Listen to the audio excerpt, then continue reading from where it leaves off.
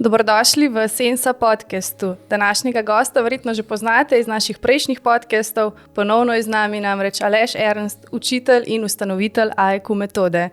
Me veseli, da si spet tukaj, Aleš. Ja, zdrav. Mene tudi je vedno fajn tukaj, tako da rad pridem. Tako, ti praviš, da za globine rabimo čas, tako da jaz upam, da glih s tem, kaj večkrat snemamo, da bomo lahko se vedno bolj globih tem dotaknili. Danes bi te povabila, če bi malo bolj pogledala odnose. Ti je to v redu? Ja, seveda. Že tudi glede na prva dva, so zdaj tudi že pripravljeni, da gremo pa naprej v to smer. Ja, zdaj govorila sva že v prejšnjih podcastih, da si AIQ metodo razvil iz klinične somatike oziroma je nadgradil, temelji na osnovnih fizikalnih zakonih. Kar je meni najbolj všeč je to, da se metoda skozi razvija naprej s časom, z izkušnjami, z ljudmi, ki so vpleteni v to zgodbo. Tako si tudi nedavno dodal novo vejo AIQ metodi, AIQ odnosi. Pa me zanima, zakaj daješ tak poudarek na odnose, glede na to, da delaš z ljudmi, ki so v raznih kroničnih stanjih, težavah, boleznih. Zakaj tak poudarek na odnosih? Predvsem zato, ker so odnosi v bistvu tisto, kar nas najbolj oblikuje oziroma najbolj vpliva na to, kako smo. In tudi skozi razvoj AIQ metode, pa še bolj, ko smo v AIQ dodali še dihanje, se je pokazalo, da odnosi izjemno močno vplivajo na to, kako nekdo je. In seveda je ta koncept kronične mišične zakrčenosti bil vedno bolj prenašan tudi na to, kako se nekdo vede, kako je njegovo vedenje, ker v bistvu vedenje izvira iz gibanja oziroma za vedenje je potrebno gibanje. Gibanje pa spet določeno s tem, kako imaš mišice napete ali sproščene, ker pa sprememba v dolžini mišic omogoča dihanje in seveda potem tudi kronične mišične napetosti vplivajo na gibanje in s tem tudi določajo vedenje na podzavestni ravni. Se pravi, ker je kronična napetost, se pravi nekaj, kar ne veš, da imaš ali pa si ne želiš ali pa nočeš imeti, ampak kljub vsemu obstaja in potem te sili, da je to vedenje omejeno. Se pravi, da imaš manj različnih opcij in da lahko v določeni situaciji se odzivaš na omejeno število načinov, ki pa niso nujno najboljši primerni za tisto situacijo in je potem ta razvoj oziroma dodajanje vloge vedenja na odnose in vloge odnosov na vedenje posameznika se toliko razširil in poglobil, da je bilo smiselno in tudi primerno ta pristop poimenovati, ter s tem tudi potrditi, da obstaja in zato sva zvestno potem dorekla, da se doda še ta tretja veja, AIQ odnosi, da damo odnosom primerno mesto in primeren pomen. Zdaj ti praviš, da partnerski odnosi bi recimo s časom mogli postati vedno bolj kvalitetni, vedno bolj globoki, vedno bolj smiselni.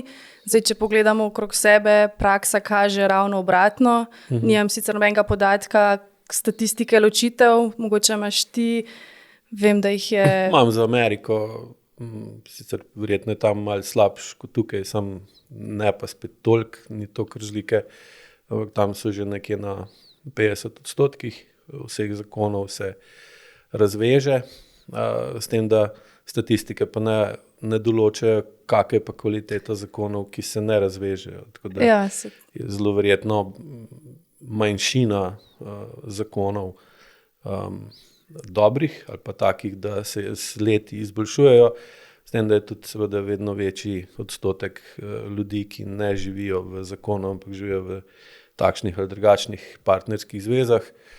Še posebej je močen trend, da dva živita skupaj brez otrok in tudi nimata potrebe, želje ali možnosti, da bi otroke imela, se pravi, tem rečejo two income, no kids way of living, ki pa seveda se širi tudi v Evropo, tako kot vse dobre stvari iz Amerike. Tako da je ta problem nezmožnosti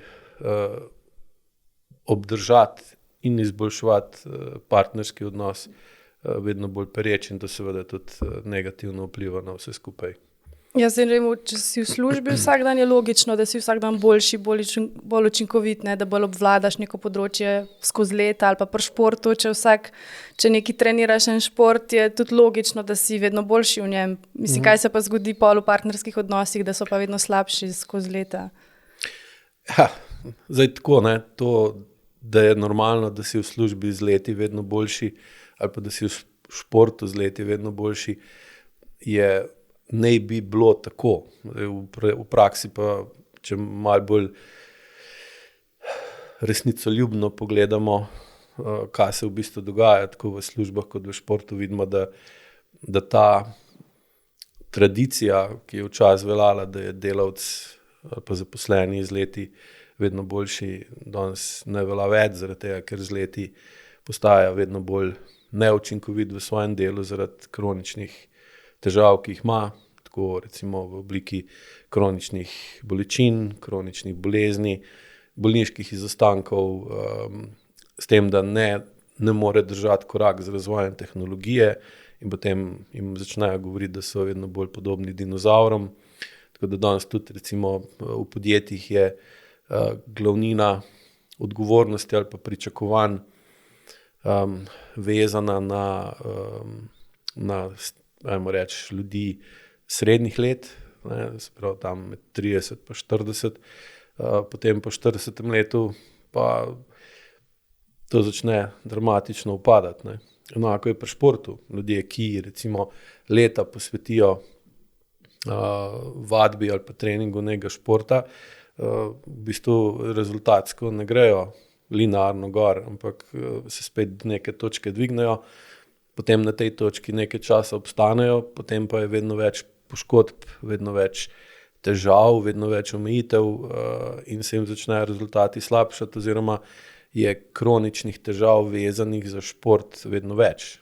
In enako se dogaja tudi v partnerski zvezi, predvsem zaradi tega, ker se zaradi pomanjkanja časa, ker pri partnerski zvezi ali pa pri odnosih, ki jih imamo z drugimi ljudmi, so ključna čustva.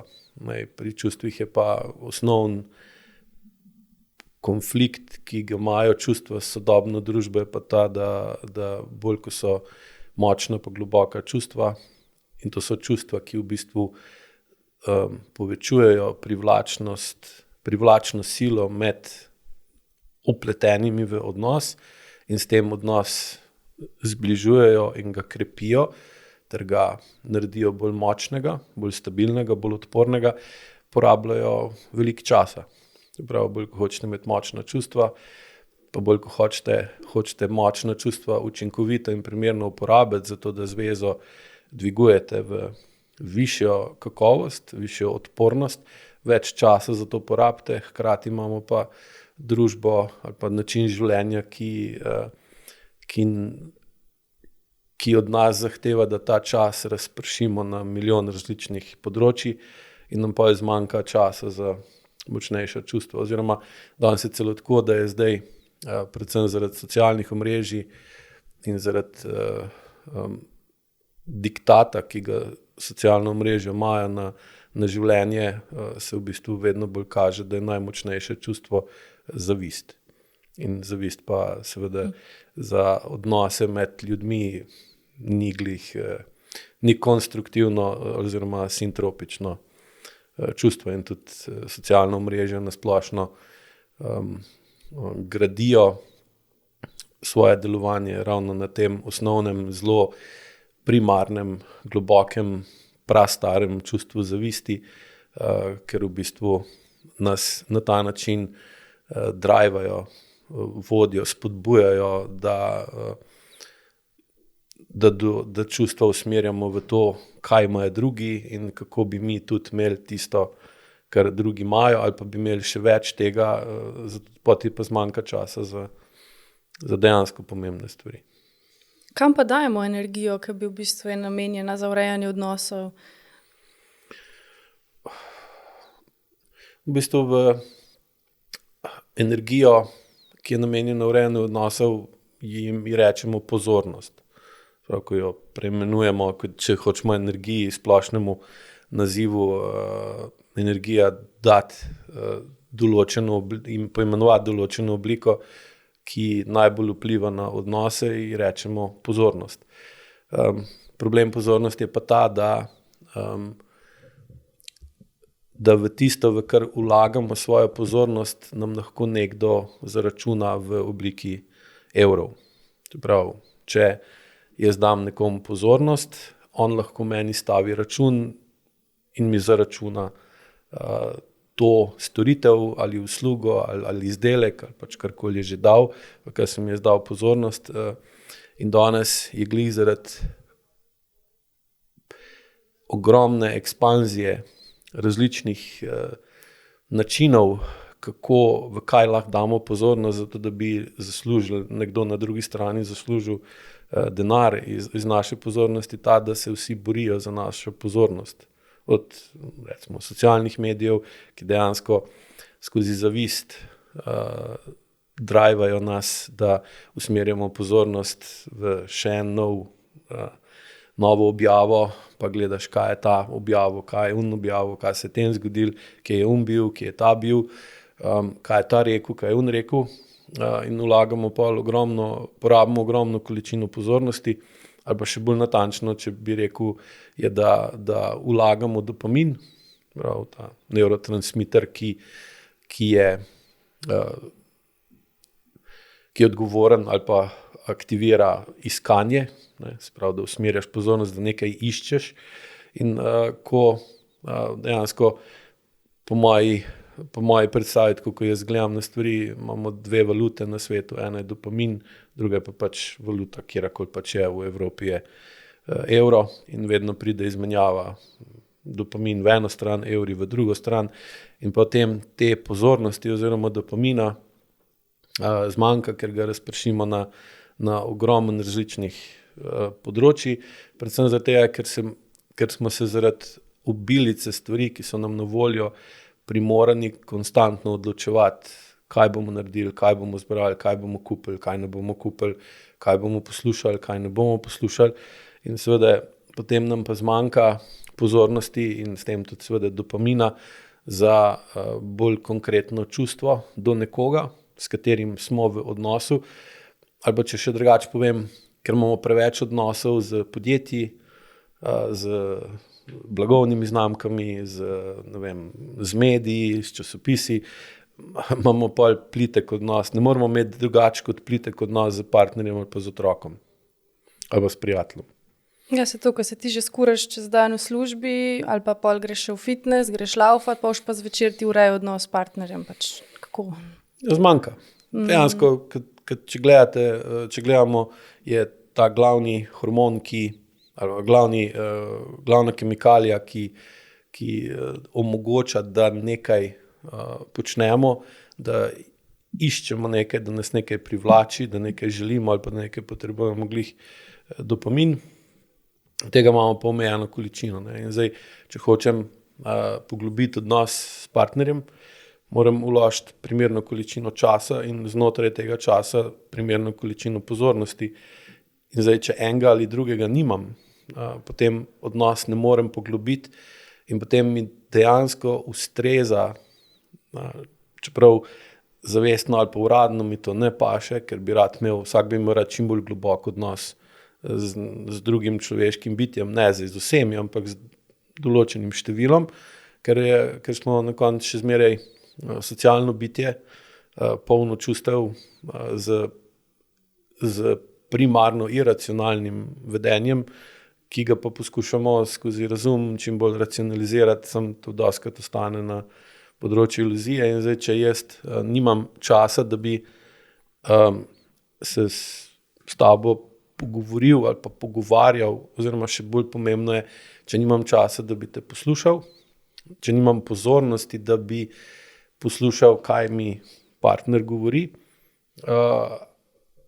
ali pa če imam pozornost, pa nimam časa, ker je sicer redkeje, ampak se tudi dogaja, v takem primeru ne moreš razvijati in poglabljati odnos.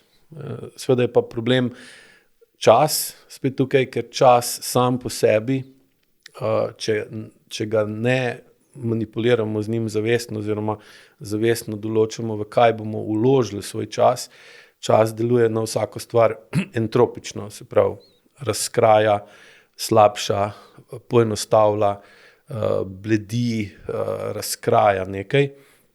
In zdaj enako čas deluje na vsak odnos.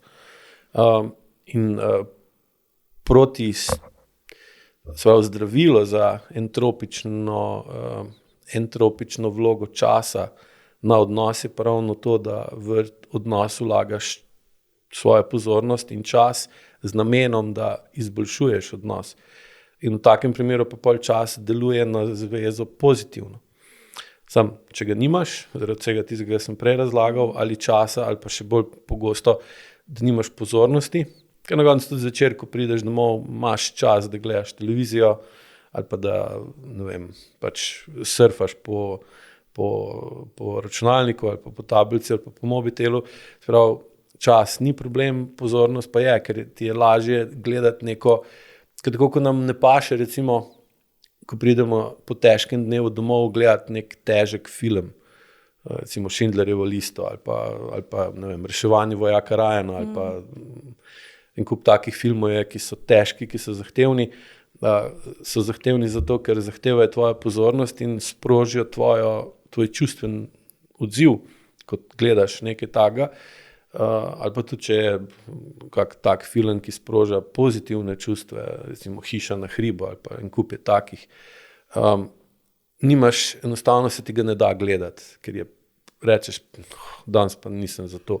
In ko si v takem primeru, ti tudi partner ne bo povedal, kaj ga dejansko moti, kaj ga bremeni, s čim, kje ne najde odgovora, ker enostavno ne boš ga mogel poslušati, ker se boš, tako kot recimo na programih, ko si lahko samo vidiš, da dostikrat sploh ne moreš poslušati, kaj govorim, ali pa tudi ko vajo delaš, preslišiš navodila, ker enostavno si preveč utrujena. Recimo glih predvčerajšnjem je stranka, ki je na programu, je postavila vprašanje, zakaj ga grabijo krči v noge, ko sedi. In sem pač odgovoril, ne?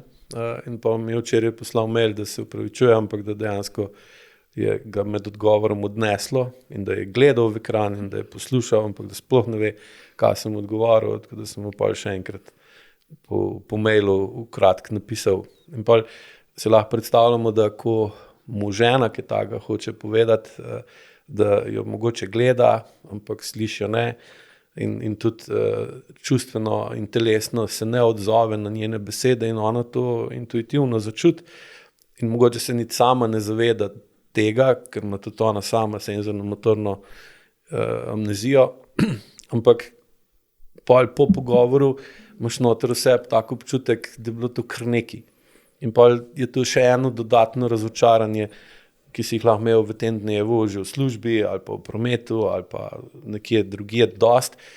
In pa ti taka zveza rečeš, kaj pa imam v te zveze, sam del, sam kuham, perem, likam ali pa nekaj, ko mu hočem pa kaj povedati ali pa ko ga rabim, da me posluša, ga pa ni.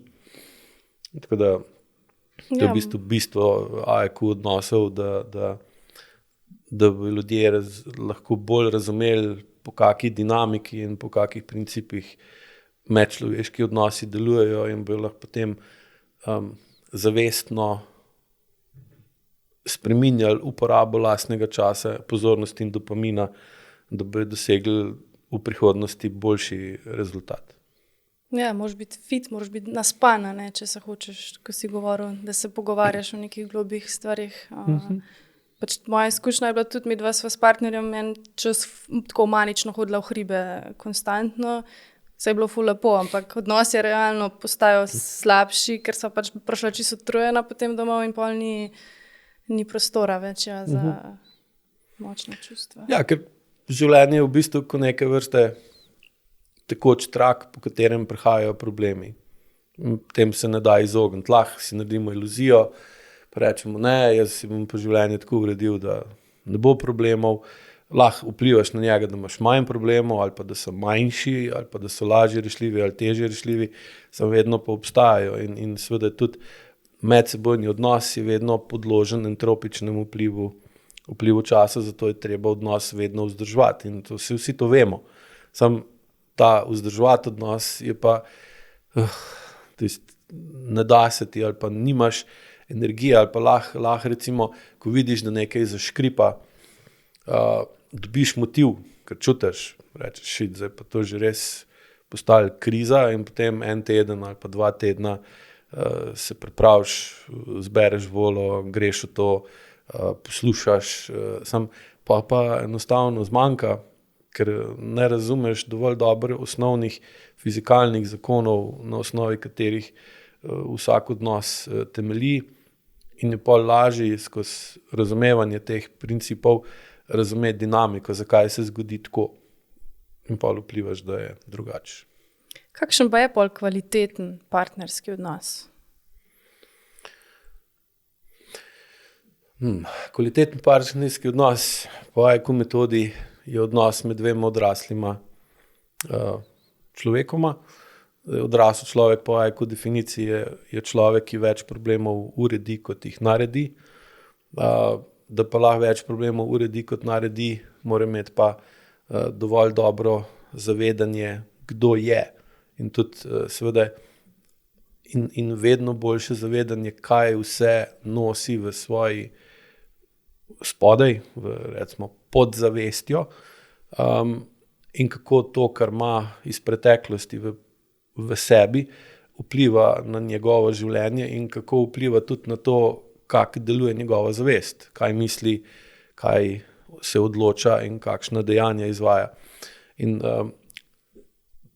bolj ko to razumemo, bolj ko čutimo najprej sebe bolj, potem pa seveda, ker čutimo sebe bolj avtomatizirano, čutimo bolj tudi druga. In zato je tudi recimo v partnerskih zvezah zelo pogosto, ali pa zdaj že skoraj praviloma to, da tako, ko sta šla v hribe, sta s preobremenitvijo, ki je bila pač posledica ali pa rezultat hribov, sta v bistvu zmanjšala občutljivost do tega, kako se počuti drugi.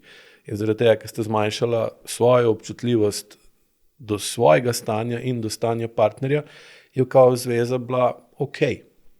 Ampak v resnici je pa nista vzdrževala in nadgrajevala. In ko skozi AIQ vaje povečuješ občutek, kaj se dogaja v tvojem telesu, bolj čutiš, kako si, bolj opaziš, da te v določenem delu telesa nekaj moti, nekaj žre, nekaj srbi, nekaj tišči, nehaš to imati kot nekaj, kar pač kaj pa ne, tako je, ali pa zaradi vremena, ali pa zaradi ne vem koga, ampak začneš razmišljati, odkot je to, kaj je to, zakaj to vpliva na mene. Hkrati recimo pri AIQ odnosih je razlaga taka, da vedno bolj lahko oseba ve, kako vlogo ima čas in kako je pomembno, da čas znaš drugače razporediti kot do takrat, če se hočeš znebiti kroničnih stanj. In bolj kot to lahko začutiš, bolj lahko tudi čutiš drugo osebo in potem ti tvoja interocepcija, sprav ta notranji promet, ki ga imaš iz trupa v možgane in ti da občutek, kaj se v bistvu dogaja v tebi in okrog tebe, pove, v kakšnem stanju je tvoj partner in na ta način se lažje pogovarjata in skozi dialog na glas poveta problem, na glas poveta, kako vidita ta problem in potem nasprotna stran partnera lahko posluša to, da svoje mnenje o tem, predlaga določeno rešitev ali pa ponovadi dosti že samo to, da posluša z zanimanjem, ker pa tudi nasprotna stran začuti, da tudi partnerju ni vseeno za to, kar se dogaja s tabo in ker čeprav on reče recimo, da te ljubi, pa je utrujen, ti mu razlagaš nekaj, kar je tebi pomembno, on se pa telesno ne odzove na tvojo razlago, potem ti dobiš mišljenje, da sam govori, da te ljubi, in pa seveda je to za partnersko zvezo negativno vpliva. Če pa se to postopoma izboljšuje, potem pa dobimo vedno bolj urejen partnerski odnos, ki iz vidika IQ-ja pomeni, da partnerja skupaj lažje rešujeta probleme, kot če sta vsak za sebe, in se vedeta vedno bolj odraslo, kar pomeni, da vedno več problemov rešita, kot jih naredita. In v takem primeru potem tak partnerski odnos je sposoben ustvariti novo življenje v obliki recimo otroka, ki pa je, definicija otroka po IQ metodi je pa, da je to oseba, ki več problemov naredi, kot jih uredi. S tem, da pač, ko otrok odrašča in opazuje starša, kako ona dva urejata. Ne, jaz mislim, a si glih kontra rekel. Sprav, definicija otroka je... Več problemov naredi, kot uredi. Tako je, ne, jaz narobe slišala. Mislim, da sem rekel to. Okay. Če ne, pa zdaj prav. In potem, ker otrok se skozi odraščanje v bistvu opazuje, kako probleme rešuje ta starša, in na osnovi njunega reševanja problemov v svoje podzavestne strukture živčnega sistema daje referenčne vzorce, kako naj bi odrasla oseba funkcionirala, in seveda te vzorci, ki jih v otroštvu sprejme v svoje podzavestne strukture, vplivajo na to, kako bo on, ko bo odrasel, odreagiral v določenih situacijah s svojim iracionalnim, in bo pa seveda lahko pride pa do konflikta s tem, kaj pa on skozi svoje odraščanje razvil drugačno mišljenje o tem, kako nekaj funkcionira, in če to ni usklajeno, pride do zmede. In ko dva se učita biti bolj odrasla in imata pol na osnovi tega otroka, lahko tega otroka tudi učita, kako se vedeti kot odrasla oseba, da več problemov urediš, kot narediš. In to je v bistvu učinkovit partnerski odnos, predvsem zato, ker na tak način preprečiš, da bi se nekvaliteten partnerski odnos med staršema spremenil v to, da bi en od staršev vzpostavil partnerski odnos z otrokom. To je največji problem, ki ga opažam pri svojem delu v zadnjih letih, in to je, da imata partnerja med sabo starševski odnos, z otrokom imata pa partnerski, en od njih ima pa partnerski odnos, včasih tudi oba, ker potem otroka postavita za partnerja, to je v bistvu klasična definicija čustvenega incesta, kjer otrok skrbi za čustvene potrebe starša, kar je pa dejansko popolnoma nenaravno in z vidika normalnega razvoja otroka strogo prepovedano. In seveda, če imaš ti s partnerjem tak odnos, da lahko izboljšujeta svojo učinkovitost reševanja problemov, potem nimaš potrebe, da bi otroka postavil v partnerski odnos, ampak da otroka ohraniš starševski odnos, ki ga pa znaš pol v določenem trenutku, ko je otrok dovolj odrastel, prekiniti oziroma bistveno zreducirati na odnos med staršem in odraslim otrokom, ki je pa spet čisto drugačen kot odnos med staršem in otrokom, in na ta način lahko in omogočaš odraslemu otroku, da ustvari nov partnerski odnos z drugim odraslim otrokom, in tako se pač človeška vrsta nadaljuje na najbolj primeren način ob dovolj visoki čustveni zrelosti vseh odraslih v zvezi, ki potem omogoča primerno rast čustvene zrelosti otroka, ki v tej zvezi nastane. Ja, to si zdaj že odgovoril mi na eno moje kasnejših vprašanj o čustvenem incestu. Tle bi omenila to knjigo, Poročen z mamo, ki sem jo nedavno prebrala, ki je glih o tem govori, ki si zdaj govoril, se pravi o čustvenem incestu, nekaj starš da otroka za nadomestnega partnerja. Tle je sicer za primer moški, ki je z mamo poročen. Obstaja pa. V bistvu je zelo veliko tudi čustvenega incesta med mamo pa hčero. Manj je pa med očetom pa hčerko. Manj je teh primerov? V Sloveniji, ja. Zanimivo. V Sloveniji je še zmeraj mama ta glavna in je zelo veliko, lahko rečemo celo klanov, ko mama otroka, oba otroka ali pa enega ali pa več otrok potegne v klan proti očetu. Tako da so recimo oni skupaj na eni strani, oče pa na drugi strani, in to pa vodi v zelo težke zgodbe, ki jih potem recimo na individualni obravnavi ali pa tudi na programih si marsikaj že tudi slišala tam, poslušaš, kako je bilo, kakšno je bilo družinsko življenje ob fizično in čustveno odsotnem očetu. Zelo pogosto je tako, da sploh če recimo mati sovražila očeta, potem hčerka, ko ima svoje otroke, se zaljubi v moškega, ki je dejansko čustveno nezmožen biti kvaliteten partner, in potem, ko dobi otroka ali več otrok, partnerja odrine stran in v bistvu prekine partnerski odnos z očetom od otroka, zato da potem otroka postavi v partnerski odnos z njo.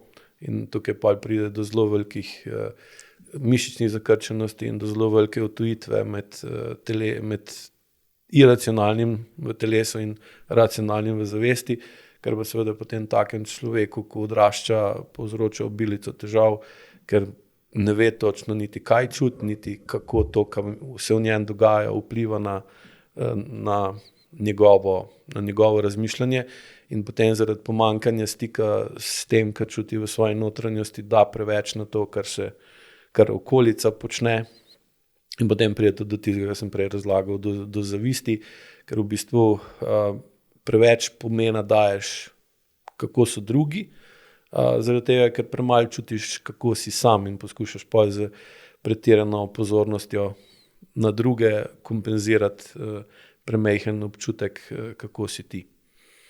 Ja, pa te moški, ki so bili pač kot otroci v čustvenem incestu z mamo, imajo pol ponavadi številne težave z odvisnostmi v odrasli dobi. Tudi v tej knjigi piše, ne, da tak moški čuti smrtno grozo pred tem, da bi se zavezal neki drugi ženski. Ne sme se, ne? Ker on je v zvezi z mamo in v bistvu druga ženska, ki pride v njegovo življenje, je v najboljšem primeru njegova ljubica, čeprav je poročen z njo. Sam nikoli pa nima z njo toliko polnega odnosa, kot bi ga imel, če bi ga mama odstavila, če bi mama vsaj tam nekje pri 14-15 letu začela zmanjševati globino odnosa z sinom in bi s tem sina skozi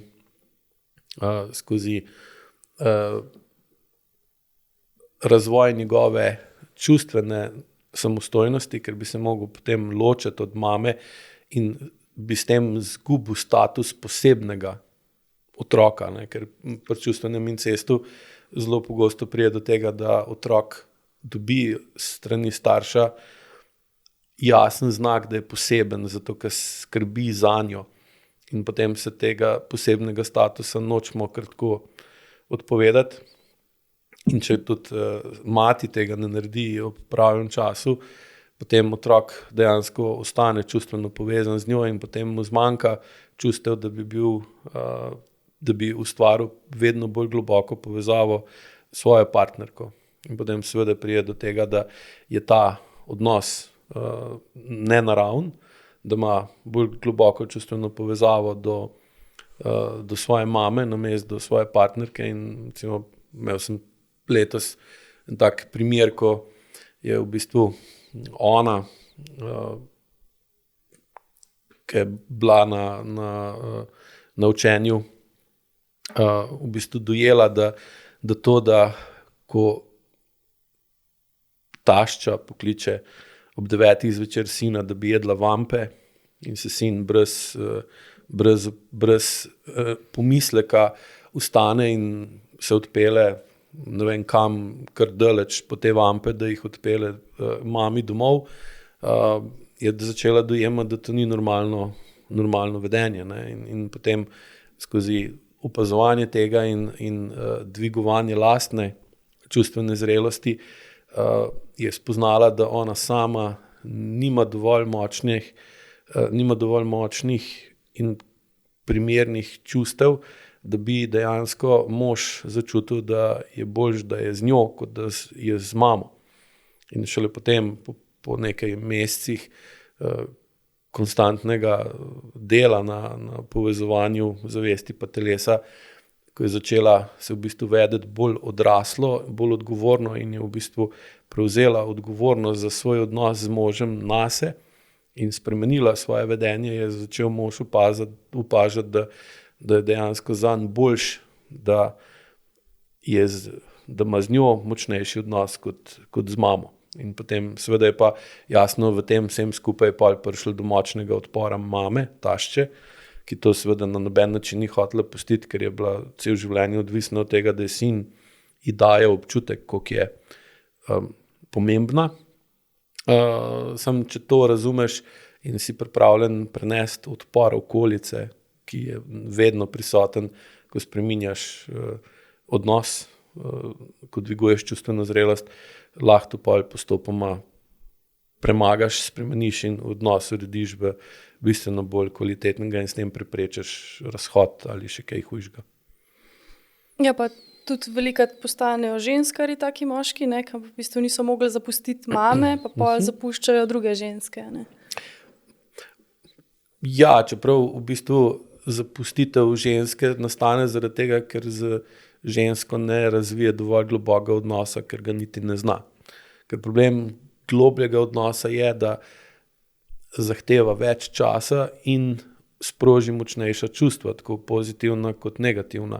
In zdaj, če hočeš ti ta čustva, ki so neminovna posledica bolj globokega odnosa prenesti, moraš imeti primerno stopnjo čustvene zrelosti, ki je pa recimo otrok, ki je živel v čustvenem incestu z mamo ali pa z očetom, ne more imeti, ker že sam čustveni incest je dejstvo, da je posledica tega, da starš ni imel primerno visoke čustvene zrelosti, da bi lahko imel s svojim pravim partnerjem partnerski odnos in potem imel primerno obliko starševskega odnosa do otroka in je zaradi nezmožnosti imeti močnejši čustven odnos z odraslo osebo, mu bolj ustrezalo, da je razvil čustven odnos z otrokom, ki pa ni tako zahteven in nima takih močnih čustev, pa še ta so bolj enostranska, ker otrok je dejansko odvisen od starša in lahko starš seveda s tem konkretno manipulira, medtem ko recimo odrasel partner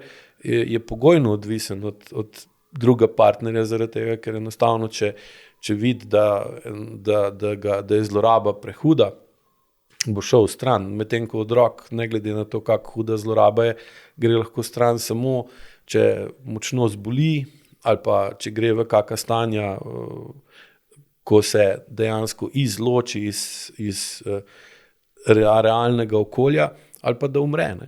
Ker je pa seveda veliko težje, plus tega otrok ima še v sebi instinktivni vzorec, da svojim vedenjem pomaga staršu v njegovi stiski. In seveda, če je starš dovolj odrasla oseba, da več problemov uredi kot naredi, potem tudi ne more priti do kroničnih stisk, ampak so lahko stiske samo akutne, pač pride po tekočem traku več problemov in imaš gužvo in takrat si v stiski, si anksiozen, imaš take ali drugačne čustvena stanja, ampak to je samo prehodno, spravo akutno stanje, ki na otroka tudi vpliva kot akutno, če si ti sposoben več problemov urediti, kot jih narediš, boš prej ali slej to gužvo dal čez, kot recimo zastoj na avtocesti, ne? Ista stvar. In potem bo se tvoje življenje vrnilo v bolj umirjen način delovanja, kar pomeni, da otrok ne bo rabil kronično pomagati tebi pri tvojem reševanju problemov in niti ne pride pa do čustvenega incesta. In potem seveda tak otrok lahko tudi, ker vidi pri starših, kaj pomeni imeti bolj globok odnos, tudi sam dojema, da je normalno, naravno in potrebno, da ima z drugim človekom bolj globok odnos in potem ne pride da postane ženska. Čeprav recimo zdaj tudi, ker smo se že prej pogovarjala, je ta zadnja raziskava v Ameriki je zdaj ugotovila, da se zdaj prvič zgodi, da več žensk vara moške, kot pa moških vara ženske. Mislim, da 51% zdaj. tega, sprav, da so zdaj ženske postale vodilne v prevarah moških. Kaj bi pa rekel, da je vzrok? Isto, to kar sem prej, ker ta naglica, preveliko količino stvari, na katere bi moral biti pozoren, ali ti pa usadijo v glavo, da če na te stvari nisi pozoren, če ne veš, kaj se je zgodilo tam ali pa na drugem koncu sveta, če ne veš, kjera je, ne vem, če pogledamo, kaj se v medijih objavlja, koliko je dejansko pomembnih novic. Mogoče 10 ali pa 20%, ostalo je pa dejansko mašilo, ki poskuša pritegniti čim več pozornosti in s tem dopamina na recimo spletno stran od nekega medija, zato da reklama, ki je na tisti strani, ima čim večji doseg in s tem dobi to podjetje čim več denarja nazaj. Se pravi, oni v bistvu od nas jemljajo dopamin, da oni dobijo evre, kar je pa, če tega preveč kritično in potem seveda tudi ženska nima dovolj dopamina ali pa dovolj pozornosti in časa, da bi lahko imela globok odnos z partnerjem, čeprav je za žensko ta globina odnosa še toliko bolj pomembna ampak danes je pa glih so ženske tiste, na katere najbolj ciljajo tako socialni mediji kot marketing, ker če na koncu pogledate strukturo reklam in kakšne so danes recimo reklamna sporočila, koga najbolj nagovarjajo, moške ali ženske. Seveda vemo vsi, da ženske in zaradi tega pol zmanjka časa in zmanjka pozornosti, da bi lahko vložila čas in pozornost v tisto, kar je za žensko še toliko bolj pomembno, da ima odnos, v katerem je sprejeta, razumljena in spoštovana. In tak odnos potem ji ustreza, se v njem dobro počuti, je v njem mirna in pomirjena in takrat deluje bolj na parasimpatičnem stanju, ima nižji pritisk v trebušni votlini, kar je pa za žensko zdravje in življenje izjemnega pomena, še veliko bolj kot za moškega. Zdaj, če se še malo navezava na tale čustveni incest, se pravi, otrok je zaradi čustvenega incesta v otroštvu čutil, sicer tle piše jezo, jaz bi verjetno po ajku bi rekel bolj bes ali pa gnev. Želel si je torej proč od mame, ampak ni smel, ker ne bi preživel, oziroma niti mama ni pustila, da bi izražal ta čustva. In potem on v odrasli dobi, ko se približa eni ženski, nekako ta čustva potem iz nezavednega pridejo na plano. Ne? In potem ti projiciraš ta čustva in čutiš do partnerke, ne vem, ta bes, nemoč, sovraštvo. Tle me zanima, ko ti projiciraš čustva, si ti 100%, da je ta človek kriv za tvojo nemoč, da ti dela krivice. Kako se ti zavedati, da projiciraš na napačno osebo?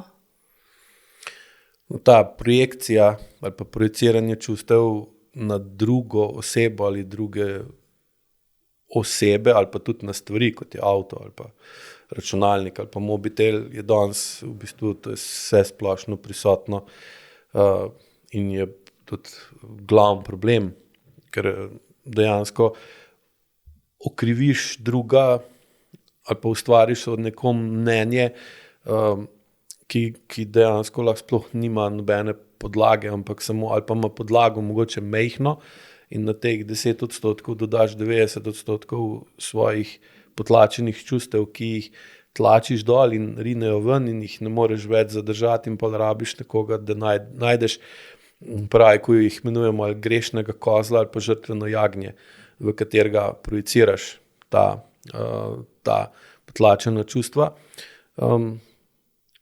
In recimo včeraj sem imel individualno obravnavo, na kateri je ženska, ki je prišla dejansko skozi program, bila mislim, da na treh programih, dojela, da bes, ki ga ima do sestre, starejše sestre, je v bistvu v resnici njen bes do njene mame, do njune mame, ker je bila mati tako uboga, kronična žrtev, ki nikoli se ni znala postaviti zase in je to žensko, ki je bila včeraj, se pravi mlajšo sestro, vzela zase, da je sestra skrbela, hčerka skrbela za njo.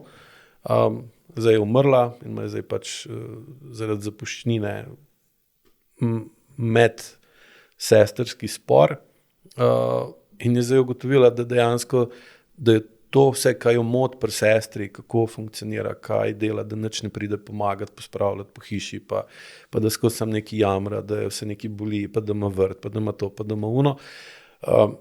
Je to gospo spravljalo v tak bes, da se je kar tresla. In zdaj v bistvu skozi vaje, pa skozi razlago dojela, da je mogoče ta bes na sestrino vedenje, mogoče 1/3 skupnega besa, ki ga čuti te 2/3, če pa to je tako karikiram, 2/3 je pa v bistvu bes, ki bi ga mogla usmeriti v mamo, da bi mama spremenila svoje vedenje do sebe, pa do očeta že leta nazaj, pa nikoli tega ni mogla narediti. Ne.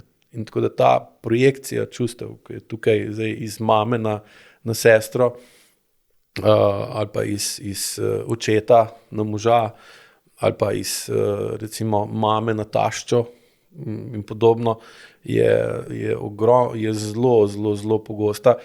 In za edini način, saj iz vidika AIQ-ja, je, da naš razum, prav naša zavest, naš racionalen del bolj zna čutiti in se soočati z notranjim stanjem v telesu, v našem iracionalnem, da bo lažje določi, kaj v bistvu sproža trigger, kaj aktivira v nas določeno čustveno stanje, pa kdaj, pa da zaznamo ta spremembo notranjega čustvenega stanja, spremembo občutkov, spremembo čustev, ki se zgodijo predvsem v trupu, prej, ko so še manj močni in potem veliko lažje določimo, kaj to točno je. Po drugi strani pa moje učenje, recimo na individualno ali pa tudi na programih, temelji na tem, da zna oseba vedno bolj z besedami opisati to, kar čuti v sebi. Ne nujno tako, da to pove na ven, ali pa seveda tudi, ampak da zna poimenovati čustveno stanje s primerno besedo, ker ko ti nekaj primerno poimenuješ, potem bolj veš, kaj to je. In bolj, ko veš, kaj to je, bolj lahko razumeš, kaj to je. In bolj, ko razumeš, boljše rešitve lahko najdeš, oziroma zmanjša se verjetnost, da bo tvoja rešitev nepravilna. Recimo, ko imamo vajo, v kateri uporabljamo recimo jezo pa veselje, ogromno ljudi dojame, da sploh ne ve, kakšna je razlika med enim pa med drugim in da ko izraža veselje, dejansko je slišati, kot da se jezijo, ko se jezijo, je slišati pa, kot da jih je strah. In to ni ista stvar in potem skozi take vaje dojameš, koliko v bistvu sploh ne znaš pravilno poimenovati in s tem ne moreš tudi racionalno, ker zdaj razmišljamo pa skozi slike in skozi besede. In če hočemo nekaj racionalno razumsko razumeti, moramo znati to primerno poimenovati, ker šele takrat lahko v zavesti ustvarimo neko novo rešitev od obstoječe, ki jo imamo v podzavestnih strukturah možganov, ki pa vplivajo na naše življenje kar naprej. In zdaj če ne znam ločiti med jezo ali besom, ne, ker je razlika med jezo pa besom je pa ogromna. Eno uničuje, drugo pa dviguje, izboljšuje, potem je nemogoče, da ugotovimo, kaj čutimo do neke osebe, ki nas spravlja v bes ali pa celo v gnev, ker je še stopnja višje od besa. In potem lahko recimo zmotno mislimo, da osebo ljubimo, hkrati smo pa polni gneva in prezira do te osebe in pa prideš do konflikta, da nekaj ne štima v tem. Ne? In potem, ker ne veš točno, kaj se dogaja, je nemogoče, da bo znal to ubesediti ali pa da bo znal izbrati primeren trenutek, kdaj boš to izrazil, ali skozi pogovor, ali skozi pismo, ali skozi ali skozi pogled v očeh ali karkoli. In seveda je tukaj pa sposobnost, da opaziš, da projiciraš neko mnenje, neko prepričanje, neko mišljenje o nekom na nepravilen način, oziroma ne opaziš te prtljage, ki jo dodaš od nekom, ki ima nek odnos, ki ga imaš do druge osebe, da dodaš zraven še stvari, ki sploh nimajo nobene veze z njim. Nekoga druga pa zaščitiš, da čeprav bi si zaslužil in bi bilo primerno in koristno in potrebno, da mu poveš, lej, to ni v redu, si pa tiho. Nekom drugem pa nabijaš, to sem tudi imel včeraj glih, mi v glavu ostalo, da je stranka spoznala, da nam sina, ko naredi neko malo napako, ga obsoja in krivi in se do njega vede, kot da je naredil ogromno napako. Na svojega pravega očeta, na svojega očeta, pa ko je bil mlajši ali pa ko je bil otrok, nikoli ni proti njem eno slabo čustvo izrazil, čeprav bi moral, ker se je oče do njega vedel zelo neprimerno. In je potem to, kar je v otroštvu in mladosti zadržal, zdaj da on ven svojem sinu in seveda na sinu pa to pol povzroči, da pretirano se bo bal napak, ki jih bo naredil v prihodnosti, in tak otrok bo pol odrastel v odraslo osebo, ki ali bo bila globoko prepričana, da ne dela napak, ali pa zelo močno prestrašena vsakega dejanja, ki bi lahko za posledico imel seveda potem tudi napako, in v bistvu dobimo osebo, ki je čustveno neprimerno razvita za to, da je lahko odrasla. Ok, recimo, da projiciraš bes na partnerja, pa ti zavestno ugotoviš, da pač ne vem, nekaj, kar je on naredil, da ni to, da ni upravičljivo, da imaš ti taka močna čustva, da je sprožil to v tebi, potem recimo zavestiš, da bi to mogel izraziti, da je to, ne vem, prenešeno iz odnosa z očetom, kaj pa recimo, da oče ni več živ ali pa da je, so to starejši, ker nima več smisla z njimi, ker komunicirati, ker recimo ni več ni mogoče. Ja, kaj v takem primeru pol narediš? Definiraš, kaj od tega, kar si dobil od očeta, nosiš še vedno v sebi in kako vzorci, ki si jih dobil od njega, še naprej živijo v tebi, čeprav so te določeni vzorci se izkazali za slabe ali pa za neprimerne, kar lahko tudi preveriš potem, kako je on imel življenje. Ter potem opaziš, ko se malo bolj poglobiš v te stvari, da imaš, da ta notranji oče, ta tvoj oče, ki si ga dobil od pravega očeta, še zmeraj vpliva na tebe, podobno, kot da je oče še živ in ima direkten vpliv na tebe. In čeprav ti na ta pravega očeta več ne moreš vplivati, na svojega notranjo verzijo očeta pa lahko vplivaš s svojo zavestjo in s tem, da povečuješ sposobnost, da čutiš, kaj se v tvojem telesu sploh dogaja, in potem lahko, ko bolj razviješ ta stik, vpliv telesa na zavest in dviguješ čustveno zrelost, opaziš, da se v določeni situaciji, ko partner reče določeno stvar ali pa naredi določeno stvar, da se odzoveš zelo sumljivo podobno, kot se je odzval tvoj oče 30, 40 ali pa kdo ve koliko let nazaj. Čeprav veš pa tudi, da ta njegov obrazec vedenja, ki ga je on imel, se je izkazal skozi test njegovega življenja in zdaj tvoje zgodovine, da tak vzorec ni bil v redu.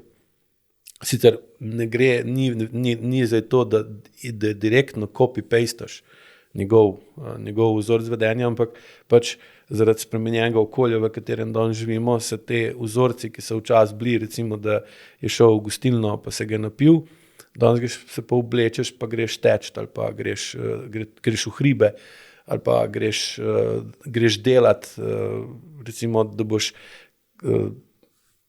da se boš izognil in ta bes recimo spremeniš v drugo obliko, ki je lahko kratkoročno seveda koristna, ampak dolgoročno pa to pomeni, da to aktivnost zlorabljaš in bolj kot neko aktivnost ali nek odnos zlorabljaš, večjo kazen potem dobiš.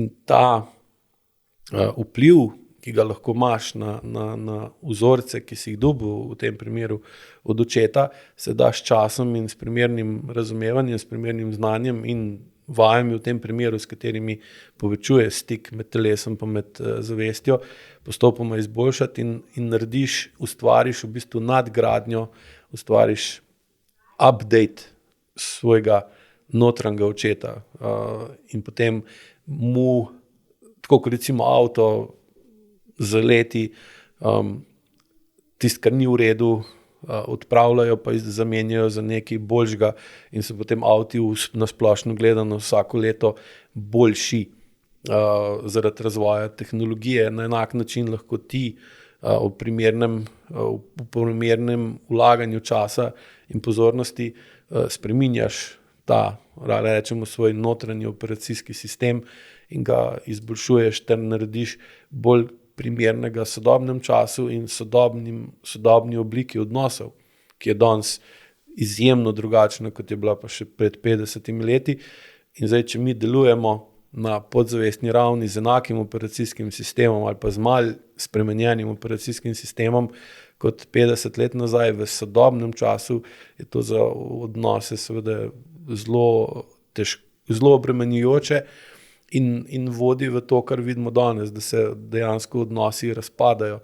Predvsem zaradi tega, ker danes ni več tako močnega pritiska družbe na to, da mora odnos obstajati, kot je bil čas. In danes zaradi tega, ker je zunanji pritisk družbe, ki je včasih držal družino skupaj, čeprav je bilo v družini nasilje,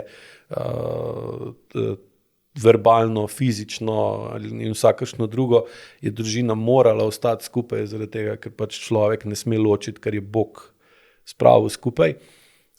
Danes tega pritiska ni več in je zato danes še toliko bolj pomembno, da znata oba partnerja ustvariti bolj globoko čustveno povezavo, ki deluje pa kot notranja privlačna sila, ki odnos od znotraj drži skupaj in potem na ta način nadomestiš pomanjkanje zunanjega pritiska, ki je sililo dva človeka, da sta bila skupaj zato, da sta imela otroke in da je pač prišlo do nadaljevanja vrste, kar je pa eno od osnovnih pritiskov ali pa principov evolucije.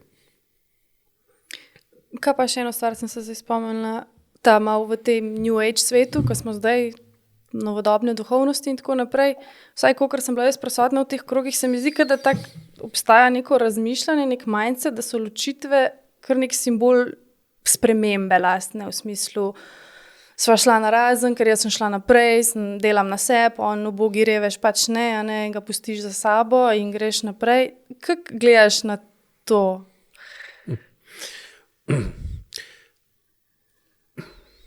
Odvisno, kdo gre naprej.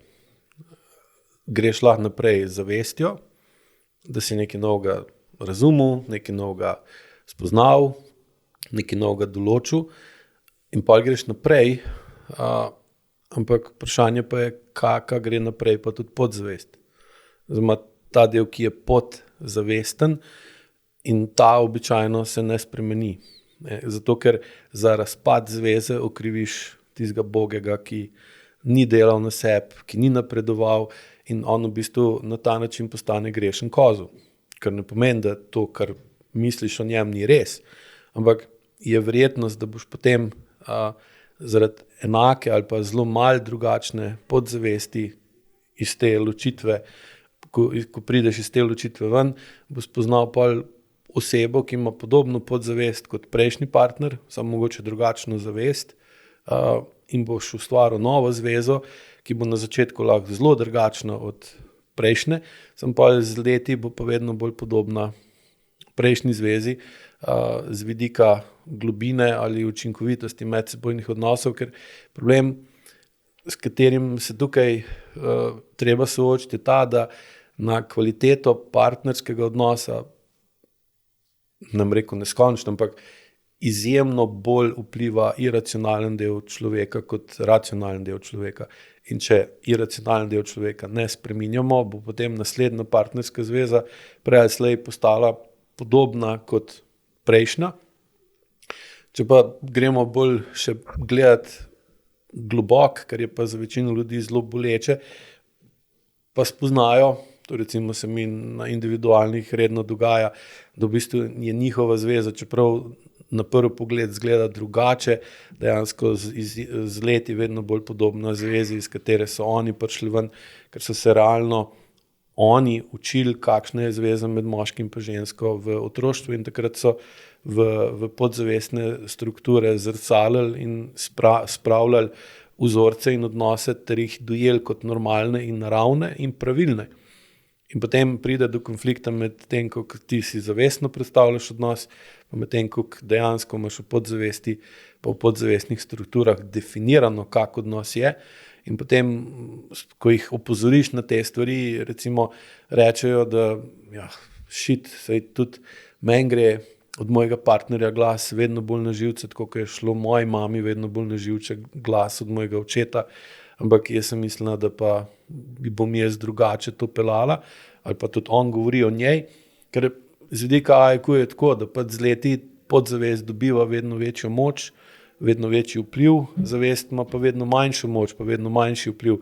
In kakor IQ gleda na stvari, je edina možnost, realna možnost, ki pa je seveda zahtevna in tudi dostikrat boleča in neprijetna, da imaš drugačno življenjsko pot od te, ki jo imajo tvoji predniki, ki so imeli tvoji predniki, ta, da spremeniš podzavestne strukture, ker potem v bistvu kljub temu, da tvoja podzavest dobiva na moči z leti, je vedno bolj taka, da te ustreza in potem ne ponoviš življenjske zgodbe, kot so imeli recimo tvoji starši.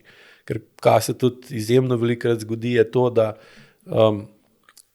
otrok skozi partnersko zvezo in oblike partnerske zveze živi tisto, kar njegova oče ali mati nista mogla, ko sta bila ona v teh letih. Se pravi, mati ali pa oče sta imela močno željo, da ne bi bila poročena ali pa da nočeta biti z nekom, ampak sta morala biti zaradi tistega pritiska zunanjosti, pritiska okolice.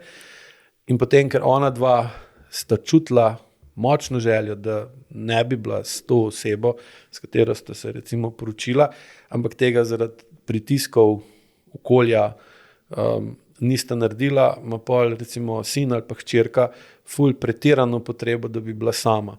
Zaradi tega, da v bistvu izživi tisto, kar je v očetu ali pa mami kot otrok čutil, ali pa na koncu razvije tudi izjemno negativen odnos do partnerske zveze, zaradi tega, ker je v otroštvu konstantno čutil, da sta oče ali pa mama nezadovoljna v tej partnerski zvezi, da v bistvu, ko pogleda partnerja, da je starš, ki je pogledal partnerja, je telesno začutil gnus, prezir, odpor, en kup negativnih čustev. In pol, ko otrok to gleda 5, 10, 15 let ali več, je valjda, da mu ne bo do partnerske zveze in da bo imel do nje izrazito negativen odnos, čeprav ne bo sam vedel, od kje ga ima. Sam težava pa pol nastane, ker telesni nagoni, se pravi, govorimo o tistem globokem, nezavednem nagonih, refleksih, pa od človeka zahtevajo, da ima socialne stike in da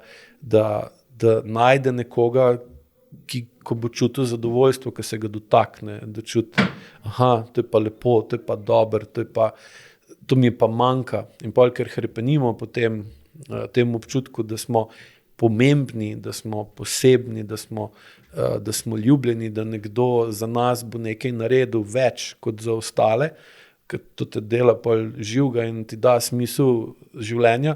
In če tega ne dobiš, ker ne moreš imeti globokega odnosa do druge osebe zaradi izkušenj iz svojega otroštva, potem je seveda logično, da postaneš odvisen od nečesa druga, ker ti da ta užitek, ki ti manjka.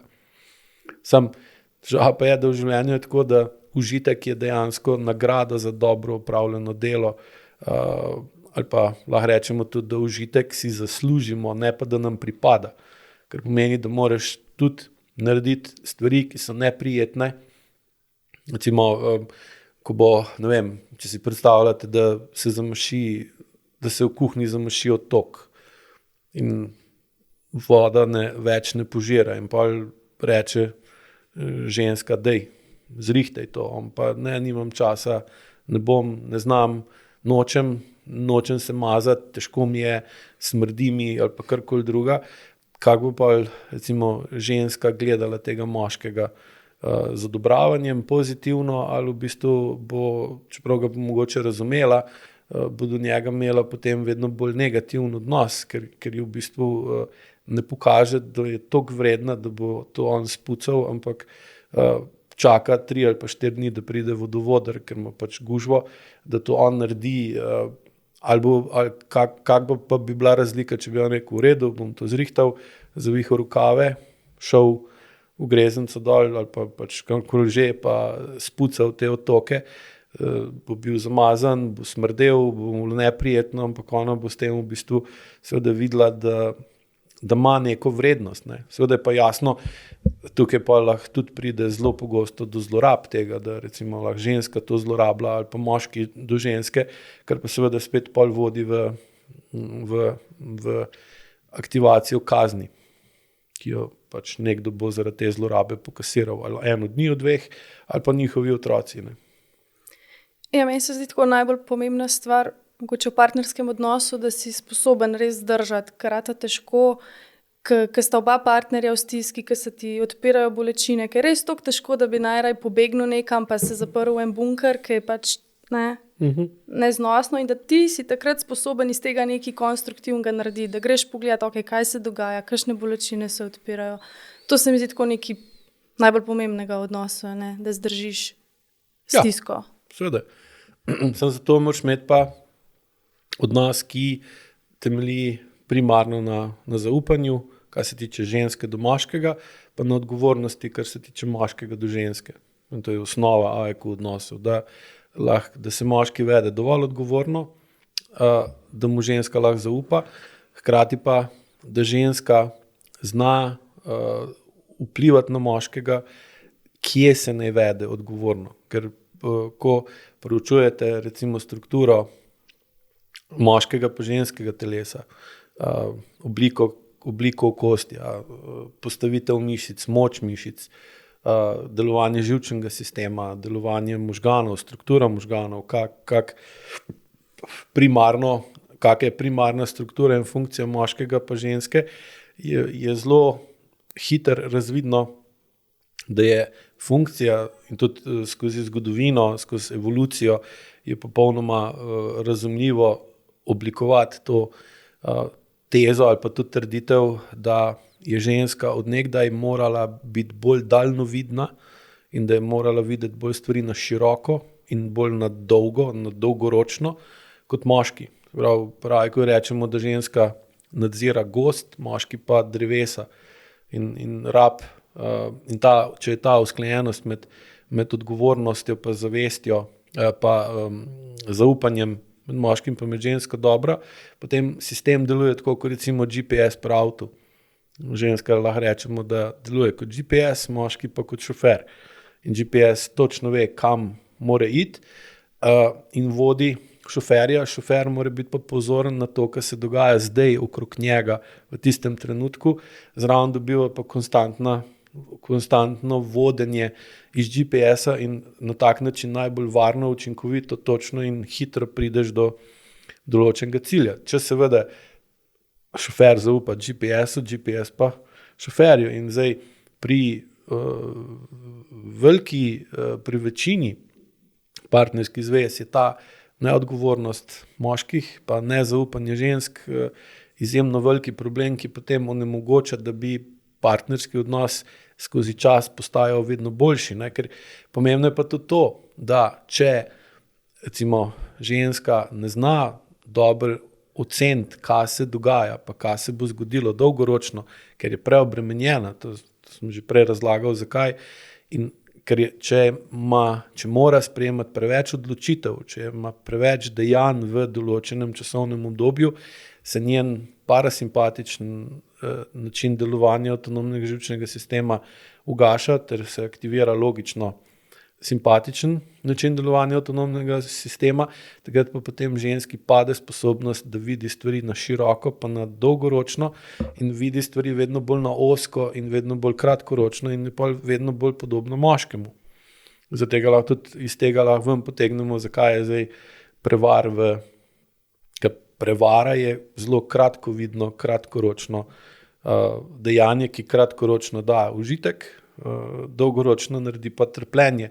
In če pol statistično gledamo, da zdaj ženske v zelo razvitih družbah prednjačijo v številu prevar, potem lahko iz tega potegnemo potrditev, da vedno več žensk gleda na življenje kratkoročno. Ker če gledate pa čisto z vidika preživetja, je pa zaradi razlike med tem, da ženska je lahko noseča, moški pa ne, je že pa da ženska, ko postane noseča, se njeno življenje spremeni nepovratno za naslednjih 10 do 15 ali celo več let, je potem se nam zdi popolnoma razumljivo, zakaj so mogle razviti drugačen način delovanja celotnega telesa z umom vred, ker so morale na vse stvari gledati veliko bolj dolgoročno kot moški. Zdaj, če pa ženska izgubi to sposobnost, ker je v sodobni družbi prej pravilo kot ne, potem pa tudi moški ji ne bo zaupal, da ga bo ona usmerjala ali pa mu dajala sugestije, navodila, predloge ali tudi ukaze, odvisno pač od situacije, in potem se bo tudi sam vedel vedno bolj neodgovorno in mu ženska bo vedno manj zaupala in potem se ta koncept, da ženska zaupa moškemu, moški se pa vede dovolj odgovorno, da mu lahko ženska zaupa, hkrati pa ženska dovolj dobro usmerja moškega, da tudi on vidi, da ko mu je rekla, podri to drevo, pa podri uno drevo, pa podri tisto drevo, ker vidi cel gost, pa tudi moški opazi, da če jo posluša, pa da ji zaupa, pa da ona zaupa njemu, da gre obema boljš. Lahko tako gledate tudi, kot da je moški desna, ženska pa recimo leva roka ali pa obratno. In če imate nekaj bolj zahtevnega, boste vedno uporabili 2 roke, nikoli samo eno. In pač, če imate pa samo eno roko, boste pa delali samo z eno, ampak boste bili manj učinkoviti od nekoga, ki ima 2 roke. Tako da, ali pa če primerjavo vzamemo da imate delovodjo pa delavce, vloga ženske v tem primeru je bolj, da je delovodja, moškega pa da je delavec, in zdaj, če je dober delovodja pa ima dobre delavce, bo daleč bolj učinkovit od vsake druge kombinacije. Ko pa če si dober delovodja pa ima slabega delavca, ali pa da imaš dobre delavce pa si slab delovodja. In AIQ odnosi učijo in omogočajo postopno izboljšanje medsebojnega odnosa, ki gre v smer, da je on vedno bolj odgovoren, ona mu pa vedno lažje zaupa in da se tudi ona vede vedno bolj odgovorno na način, da gleda na stvari na široko pa dolgoročno z manj podrobnostmi, moški pa gleda na ožje pa kratkoročno z več podrobnostmi. In potem dobiš 2 specializaciji, ki se dopolnjujeta in v bistvu omogočita, da sistem kot družina, kot partnerski odnos deluje najbolj možno dobro, kar se da. In se skozi čas seveda to izboljšuje. Samo ni pa prijetno. Dobro, zdaj si vmes omenil, da pač problem je, če ženska ne zaupa moškemu. Zdaj, to ima svoje vzroke.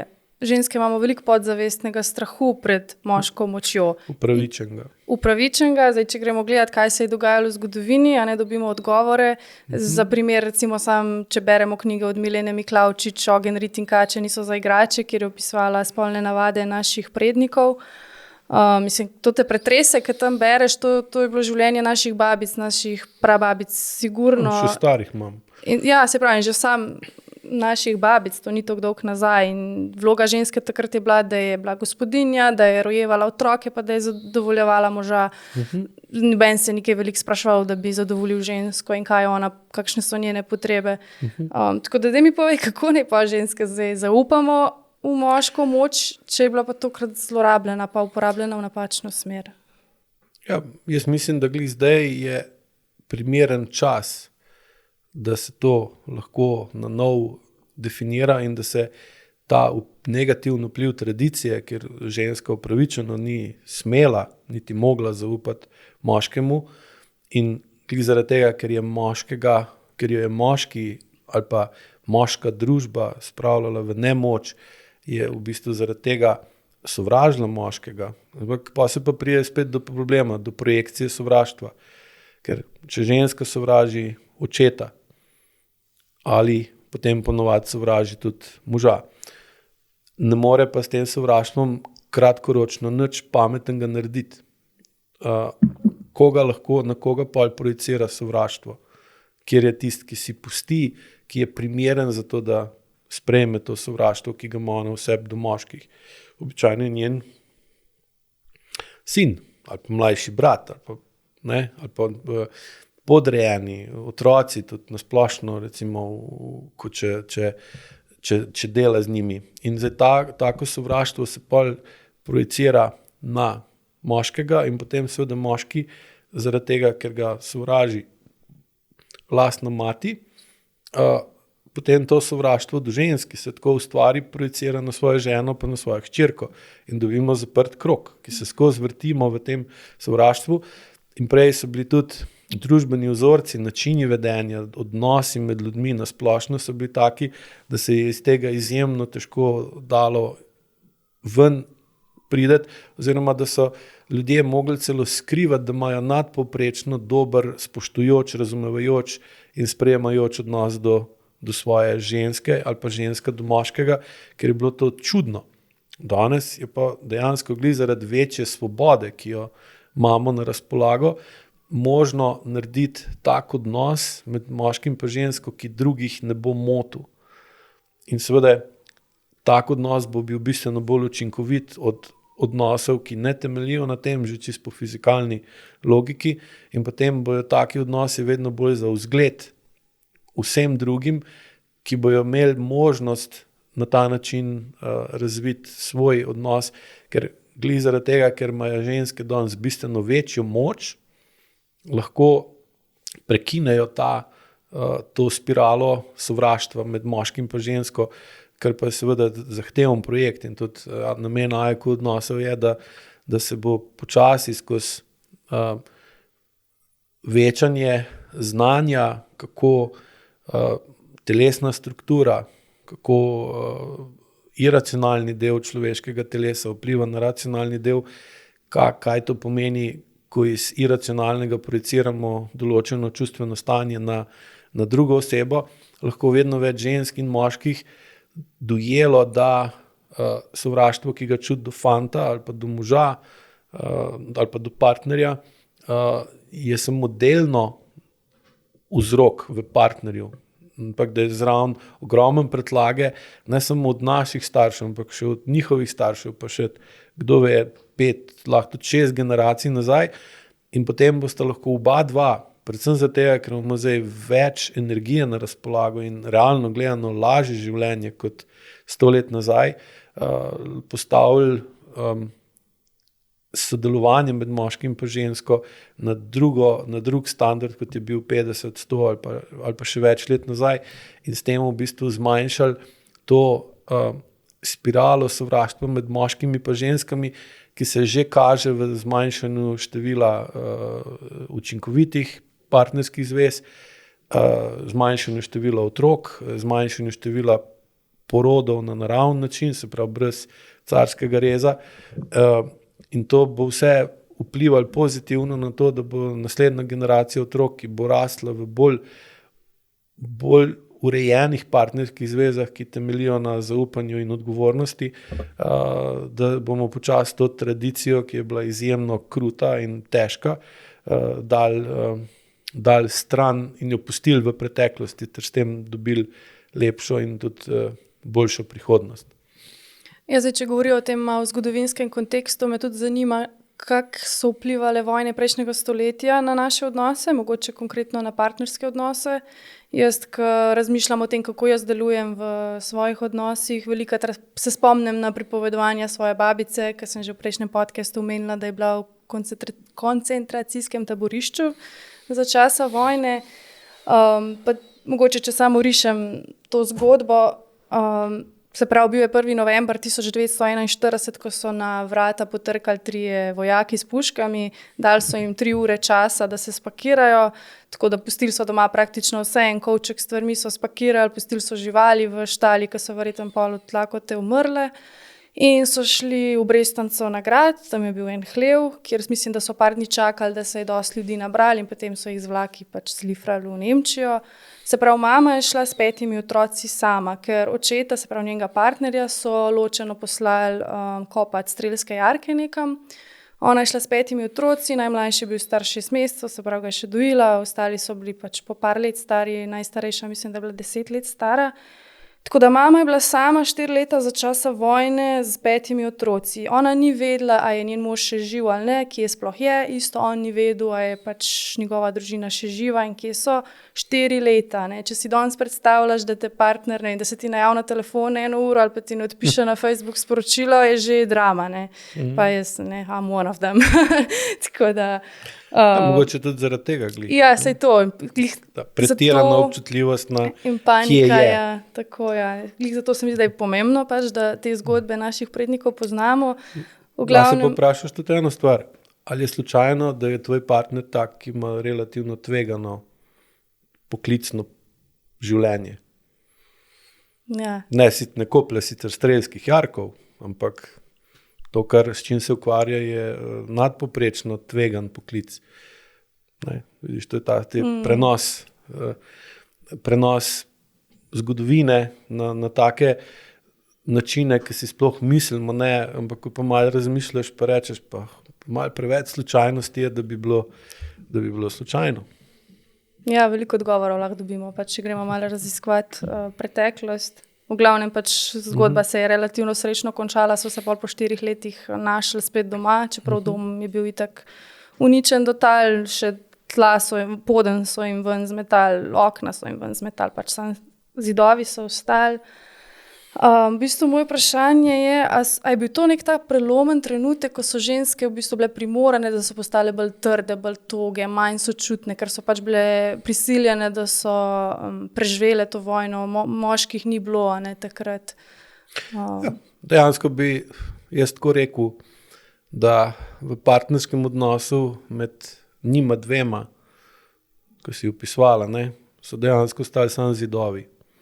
Vojna je vrgla poden ven, okne ven in sta v bistvu po vojni imela samo še zid, nek okostje partnerske zveze, zraven pa ogromen zelo močnih negativnih čustev, ki si jih mogel zelo globoko potlačiti, če si hotel preživeti.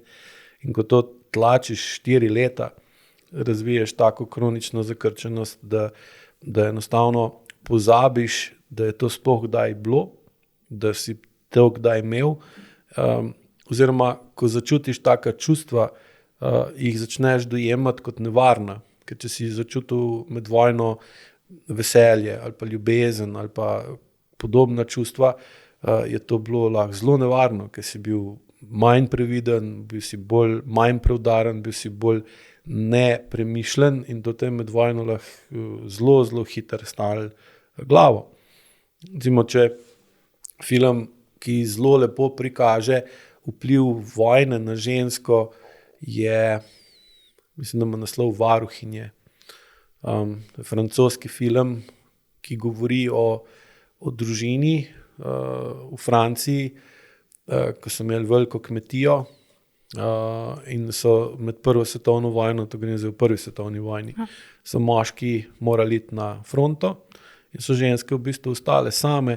In tudi v celi vasi so samo še stari moški ostali ali pa otroci. In so morali pol skrbeti za živino, skrbeti za pšenico, za pridelke, kako požeti to in dejansko pol tudi kaže, koliko so se moški, ko so se vračali z fronte, da so se v bistvu vrnili izjemno, da so v bistvu bili globoko straumatizirani ljudje.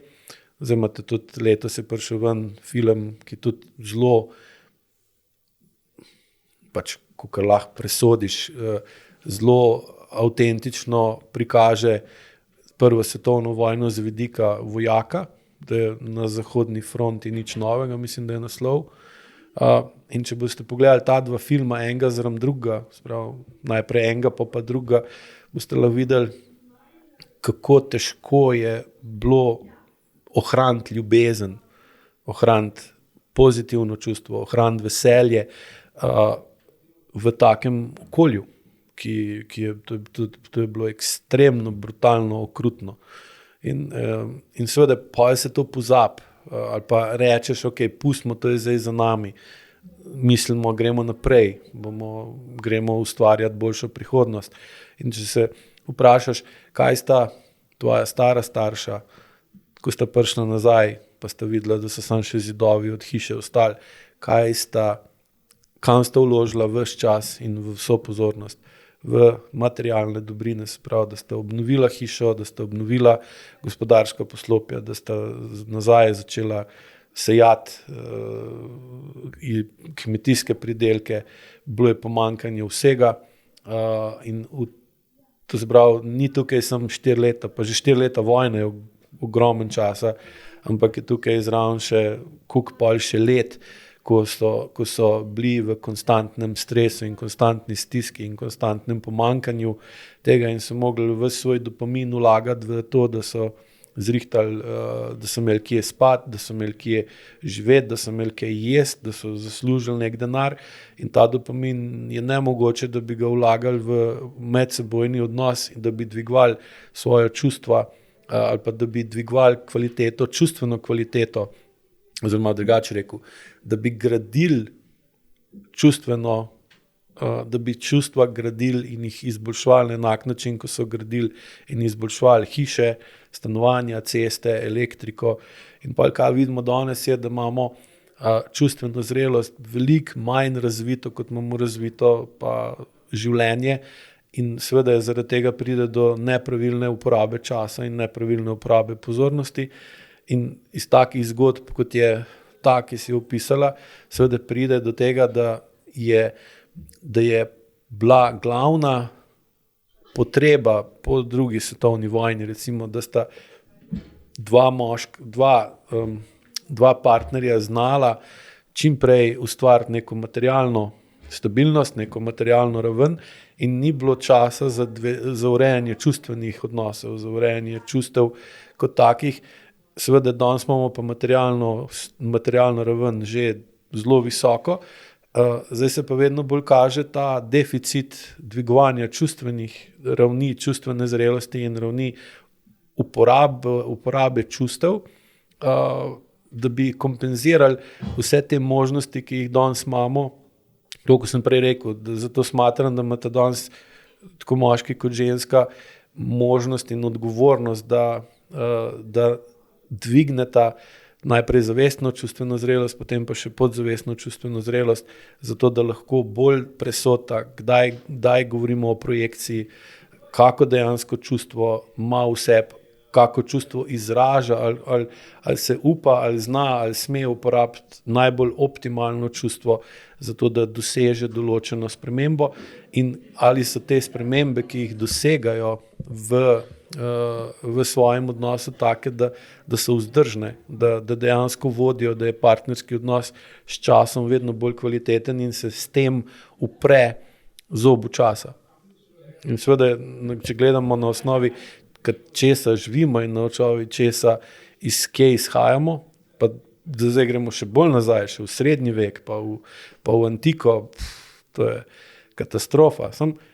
Preživeli smo, razvili smo tehnologijo, ki nam omogoča, da imamo v bistvu več časa na razpolago, če ga hočemo, da lahko zaslužimo denar v krajšem času z manj truda kot prej, ki je bilo treba trdo delati in dopamina vložiti, zato da si okopal njivo, toliko, da pol verjetno nisi mogel biti najbolj pozoren na to, kaj njo moti, kaj njo boli, zakaj jo boli, ampak si mislil, jaz imam svoje probleme, ti imaš svoje probleme, zrihti si jih. Ali pa pač potlači jih, pozabi, da so tam, ali pa seveda je ta veliki pritisk, ki ga je preživetje v okolju imel, tako na oba, tako na moškega kot na žensko, je seveda sprožil tudi popolnoma neprimerno spolnost ali pa seksualnost, ki seveda je vodila v to, da spolnost ni poglabljala odnos, kot naj bi ga, ampak je v bistvu odnos slabšala. In danes imamo podobno stanje, samo na drugačen način. Ja, zdaj ženske danes tudi pogosto nezavedno delujemo po moško, kakor sva tudi že prej govorila. Smo ves čas v simpatičnem delovanju živčnega sistema, smo prenapete, preobremenjene, delujemo ful impulzivno. Tudi sama sem še nedolgo nazaj nezavedno seveda se trudila nekako biti tako kot moški, močna, hitra, plezati ne vem kam, početi ne vem kaj. Zdaj, odkar delam Ajku vaje, vsak dan res čutim te zakrčenosti v telesu, predvsem posledice tega. Ful si želim osvojiti parasimpatično stanje, čeprav mi je totalna neznanka, kako sploh izgleda, ko si v parasimpatičnem. Ne? To mislim, da je zelo veliki problem za žensko. Se pravi, ja, ne vem, tudi rada bi, da se moji ženski organi seveda boljš počutijo, ker zdaj me vsak mesec spomnejo med menstruacijo, da so prenapeti. Ja, vprašanje, kako naj ženske spet postanemo ženske, kakšen je tvoj nasvet? Vem, da je to ful kompleksno vprašanje, da to je nek proces, ki traja, da bomo spet postale ženske, pa zdaj mogoče bo kakšno malo strigirali, kaj bo meni moški govoril, kakšno naj bomo ženske, ampak ti vseeno dovoljujem, da nam daš kakšen nasvet, pa bomo pa videli, bomo upoštevali, ali ne? Ja, to je pa na vsakem, da to sprejme, ne sprejme, delno sprejme. Ne. Jaz se ravnam kakor je mogoče po fizikalnih zakonih in po tem, kako človeško telo sploh deluje, v resnici deluje. Ne kak bi radi, da bi delovalo, pa kak bi bilo dobro, da bi bilo, ampak v bistvu tako, ko v resnici je in ko poslušaš, analiziraš podatke, ki kažejo na dejansko stanje, pač vidiš, da dejansko stanje je takšno, ki ga v bistvu noben ne želi. Torej imamo vedno večji razkol med tistim, kar želimo, pa med tistim, kar imamo. Podobno kot med vojno. Med vojno tudi velika večina ljudi ne želi tega, ampak dejstvo pa je, da se to dogaja in da je pač treba odreagirati. Mislim, parasimpatično stanje je vse skupaj zelo enostavno. Ko pride problem, je treba nekaj narediti, da vplivamo na ta problem, da ta problem uredimo in da ni več problem. Torej, takrat se avtomatsko in popolnoma pravilno in naravno aktivira simpatično stanje avtonomnega živčnega sistema, v katerem smo bolj sposobni vplivati na problem, da ga uredimo in da potem, ko je problem urejen, gremo iz simpatičnega spet nazaj v parasimpatično stanje.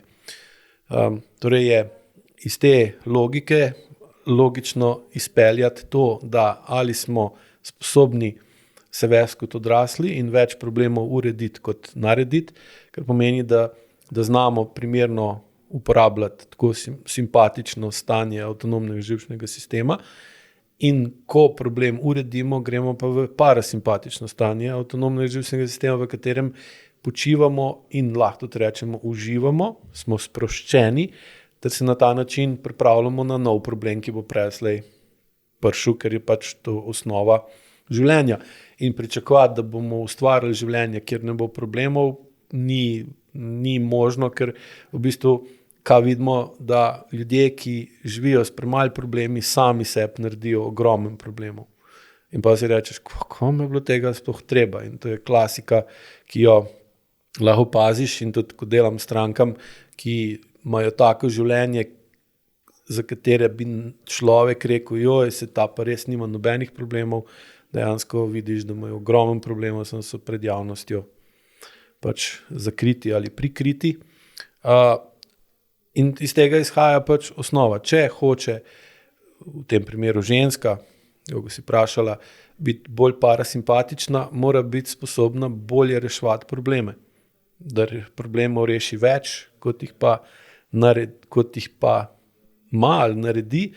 In to je pa, če je reševanje problemov preveč odvisno samo od nje, vedno bolj nemogoče.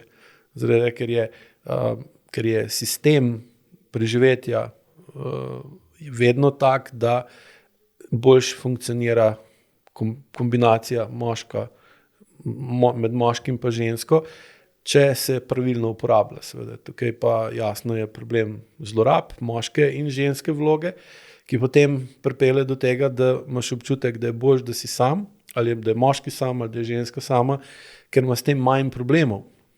Kratkoročno seveda jih ima, tako moški kot ženska, če živita vsak za sebe, sploh če nimata otrok, ker pa otrok je ogromen problem, že sam po sebi, tako sem prej rekel, da je otrok bitje, ki več problemov naredi kot uredi. Na začetku, ko je majhen, jih sploh nič ne ureja, ampak jih sam naredi veliko in zato je tudi edino normalno, da ima odrasla oseba, ki več problemov uredi, kot naredi otroka, ki več problemov naredi kot uredi in to pol paše skupaj. Seveda pa, če hočemo v kompleksnem okolju, kot je današnje, imeti delujočo zvezo, moramo znati v bistvu zmanjšati količino problemov, ki jih dejansko moramo urejevati, kar pa danes je ful težko, ker z vseh koncev pritiskajo na nas in nam tudi kaže, da imamo en kup problemov, ki jih sploh ni zaradi tega, da nam lahko prodajo določeno rešitev za določen problem, ki ga v bistvu ne bi sploh rabili imeti. In potem pride do preobremenjenosti, tako ženske kot moškega. Sam težava pa pol nastane, ker se v taki preobremenjenosti zmanjša sposobnost reševanja problemov obeh, tako enega kot drugega, in pol ženska gre vedno težje v parasimpatičnem stanju ali pa sploh ne more biti v parasimpatičnem stanju. Zdaj ta nepravičnost, lahko rečemo, čeprav v bistvu je naravno skozi evolucijo bilo tako razvito, je pa to, da kronično, da nezmožnost biti v parasimpatičnem stanju zaradi tega, ker je dovolj problemov urejenih, na žensko bistveno slabše vpliva kot na moškega. Ker moška struktura tako telesa kot uma je še zmeraj bolj prilagojena reševanju, kratkoročnem reševanju problemov in je moški v tem naravno bil vedno dober ali boljši od ženske, ker je bilo tako tudi v bistvu skozi razvoj tako moškega kot ženske ustvarjeno. Ženska je bila pa dobra v tem, da je probleme znala predvideti ali pa da je znala dati bolj dolgoročno, gledala je na problem bolj dolgoročno in je znala bolj kompleksne probleme bolj razumeti in dati bolj točno navodilo moškemu, kako jih naj po kosih rešuje.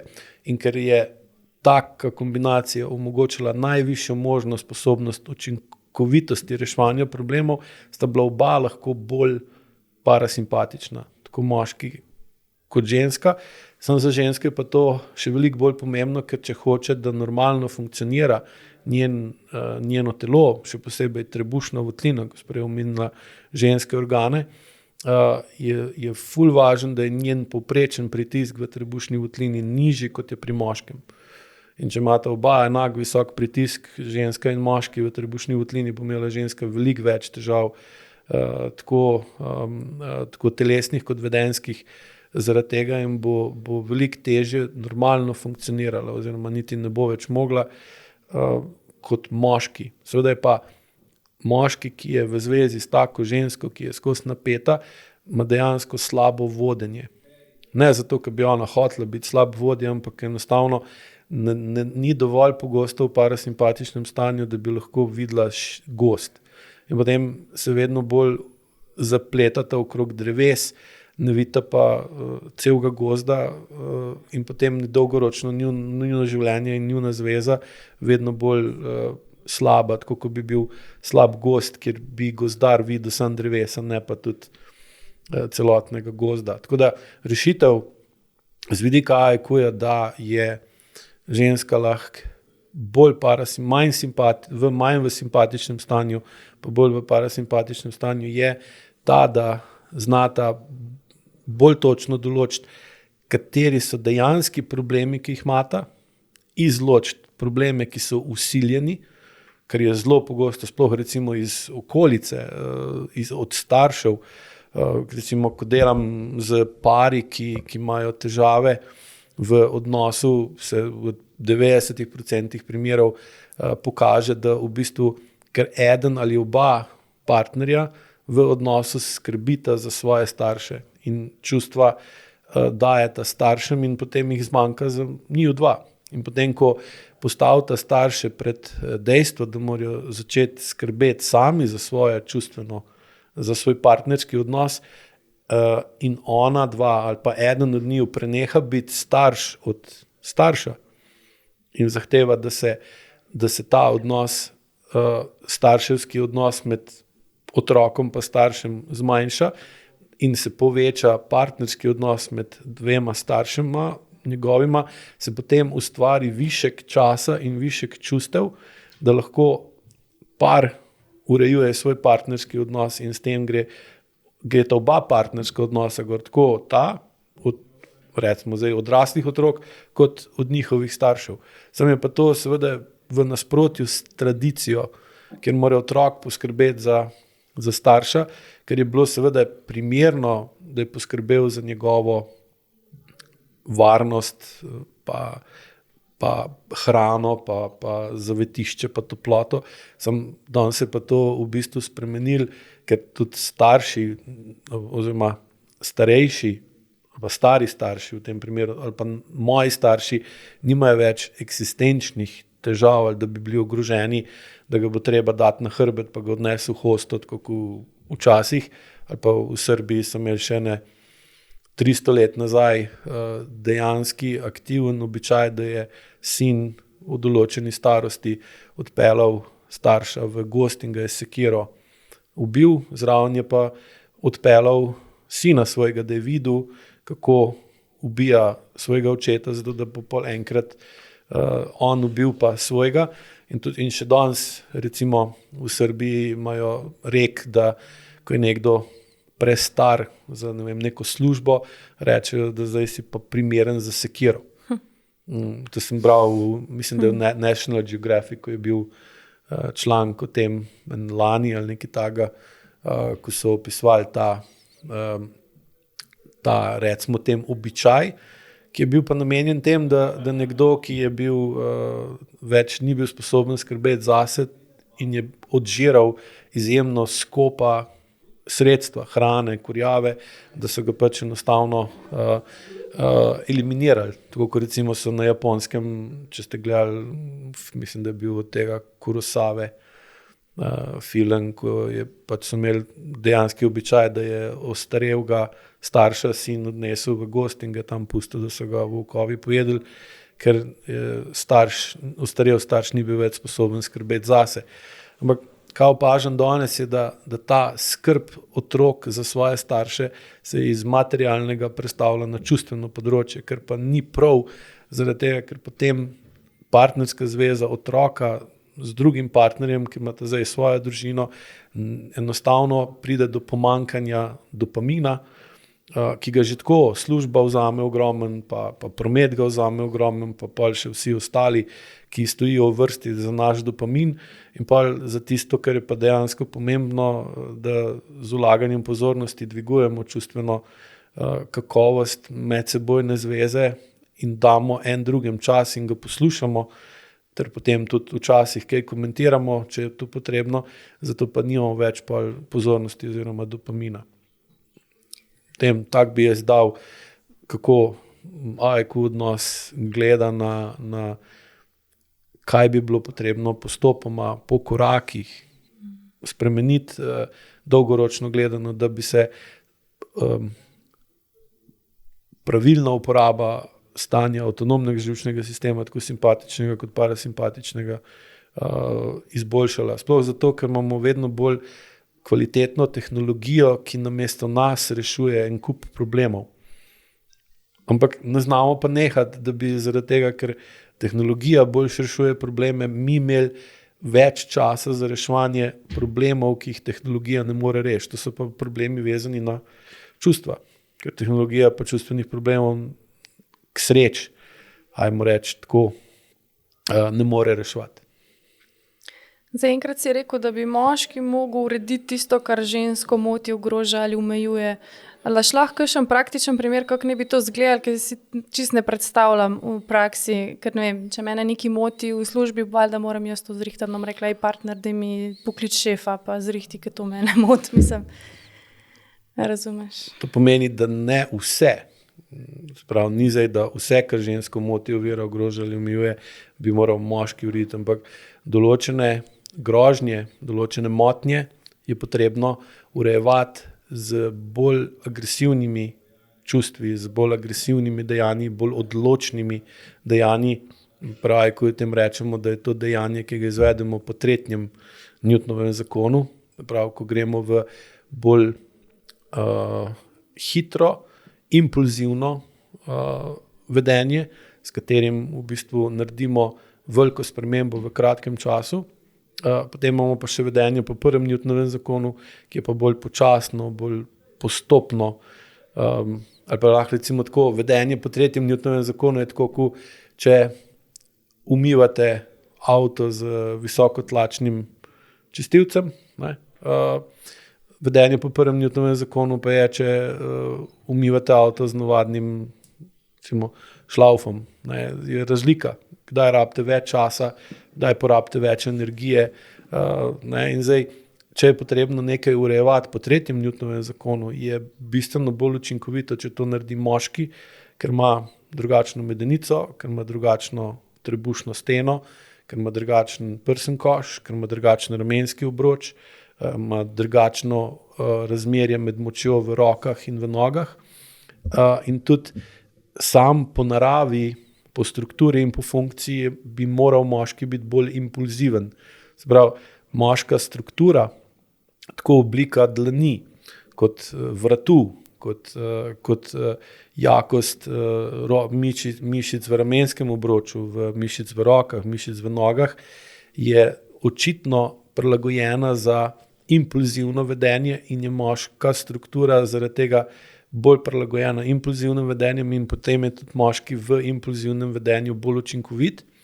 Ženska struktura je pa, če pogledate obliko medenice, trebušne votline, kako ima, da ženska trebušna mišica je namenjena tem, da se preoblikuje, da se raztegne, da se podaljša med nosečnostjo, moška je narejena pa zato, da ostane trdna pa močna, da se stisne in je potem seveda za žensko težji biti močno v zgornjem delu telesa, v ramenskem obroču, v rokah, v dlaneh, in zato je ženska bolj kompulzivna po telesni strukturi, bolj prizemljena, bolj umirjena, bolj preudarna, bolj preračunljiva, bolj premišljena, gleda na stvari bolj na široko in bolj dolgoročno, ker je veliko bolj primerno za delovanje po 1. Newtonovem zakonu, medtem ko kratkoročno ozko usmerjeno delovanje pa bolj primerno za 3. Newtonov zakon. In zdaj, če ima ženska problem, ki ga je treba urejati po 3. Newtonovem zakonu, je bolje, da to naloži moškemu. Moški mora biti pa dovolj odgovoren in pripravljen iti v močnejše, neprijetno stanje, ki ga 3. Newtonov zakon zahteva, da to naredi, dočim ona pa stvari ureja po 1. Newtonovem zakonu in ne daje moškemu, da dela stvari po 1. Newtonovem zakonu, ker je on pa v tem slabši. Na tak način, torej, če imaš recimo v službi problem, da te nekdo maltretira, ogroža, je do tebe agresivno nasilen, je veliko boljše, da to poveš moškemu svojem in da moški pride v službo in da se sooči s tem, ki te na tak način ogroža in mu da vedeti, da je prestopil mejo in da če bo nadaljeval s takim vedenjem, da bo prišlo do nasilja kot pač zadnjega odgovora, kot pa da gre sama v tako vedenje ali pa da na tako vedenje se odzoveš na ženski način, se pravi po prvem Newtonovem zakonu, ki vključuje ogovarjanje, obrekovanje kot tako,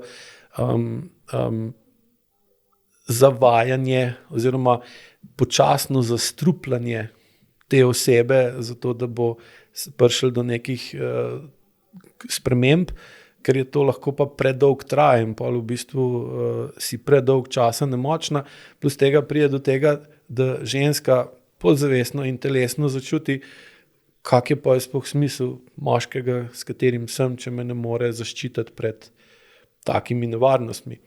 Vsekakor ni pa primerno, da pa recimo ženska uporab moškega za tako podmolklo ali pa tisto prikrito dolgotrajno vplivanje na nek problem, da se bo počasi spremenil.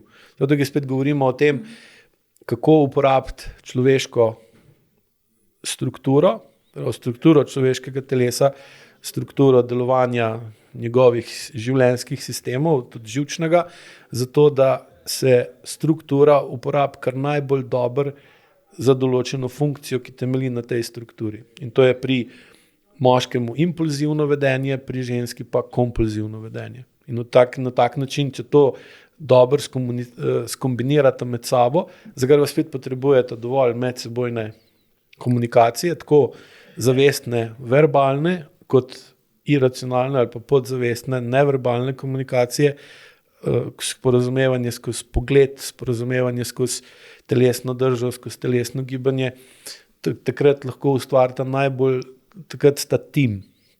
In tim je vedno v tem primeru bolj učinkovit, kot pa sam en posameznik. Sprav ženske čistijo avto s šlaufom, moški pa z vapotom.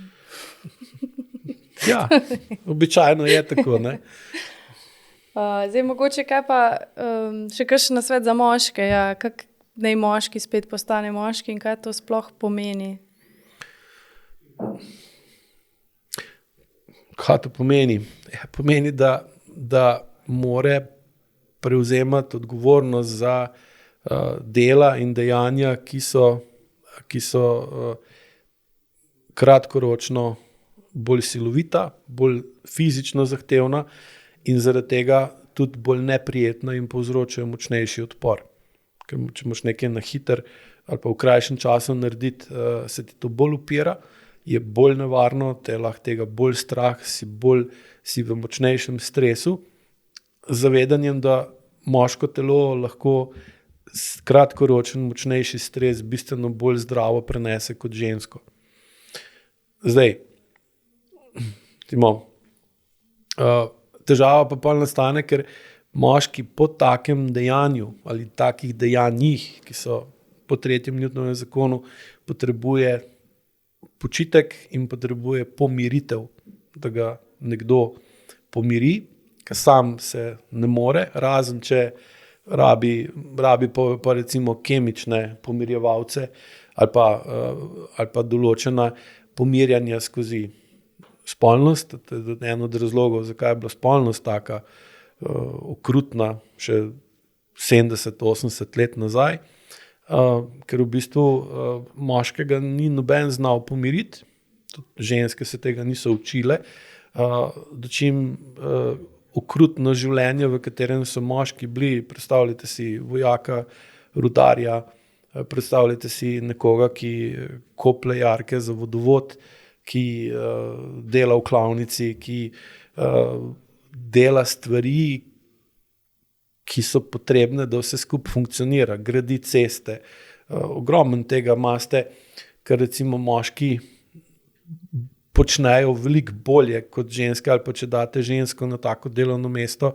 Ali pa predstavljate si voznika avtobusa, ker danes recimo vidite veliko žensk, da vozijo avtobuse, ampak si predstavljate, če bi lahko ženske to na zdrav način počele, če ne bi bilo kvalitetnih servovolanov, če ne bi bili menjalniki danes taki, da so čisto lahki.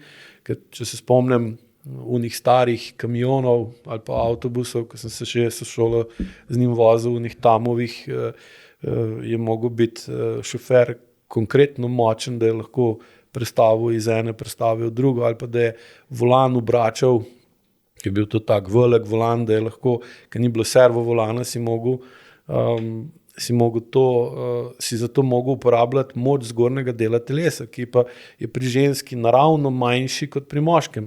In tudi enkrat pozabil, par let nazaj je bila stranka pri meni, ko so se pogovarjali o tem, je rekla, da se spomne, ko je v službi, tam leta, mislim, da je rekla, da je bilo leta 85 ali nekaj takega, da je v službi vzela, je mogla iti iz Kranja v Ljubljano in je vzela služben avto, mislim, da je rekla, da je bil Passat ali nekaj takega, in ko je se pripeljala v Ljubljano, je hotela parkirati, ko je stala in je hotela obračati volan, avto je stal pa na mestu, da je mislila, da se je avto pokvaril, ker je volan bil tako trd za obrniti, da ga ni mogla obrniti.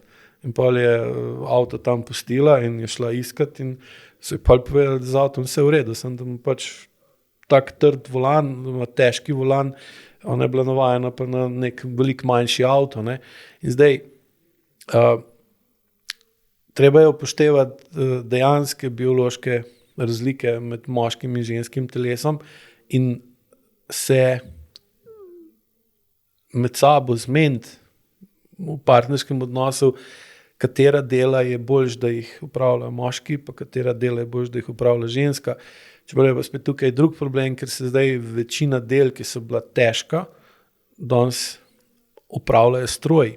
Ne? In vloga ženske je bila pa predvsem čustvena v tem primeru, tega pa stroj ne nadomesti. Mi imamo danes stroj za dvigujemo stvari, vozimo stvari okrog, tako da potreba po tem res težkem fizičnem moškem delu je danes bistveno manjša, kot je bilo včasih, sem še zmeraj, pa je, ampak tudi to je, ker je življenje manj težko, ali pa lahko je manj težko, če primerno uporabljamo tehnologijo, lahko oba, tako moški kot ženska, več časa in več energije vložita v dvigovanje čustvenega dela svojega odnosa, ker tudi moškemu ni treba več tako težko in trdo delati kot pred leti, ker danes se pač moški usede na traktorsko kosilnico pa pokosi travnik, še 30 ali 40 let nazaj je mogel pa pač prijeti za koso in ročno pokosi travnik in ko je ročno pokosil travnik, je seveda bil dosti bolj zmatran,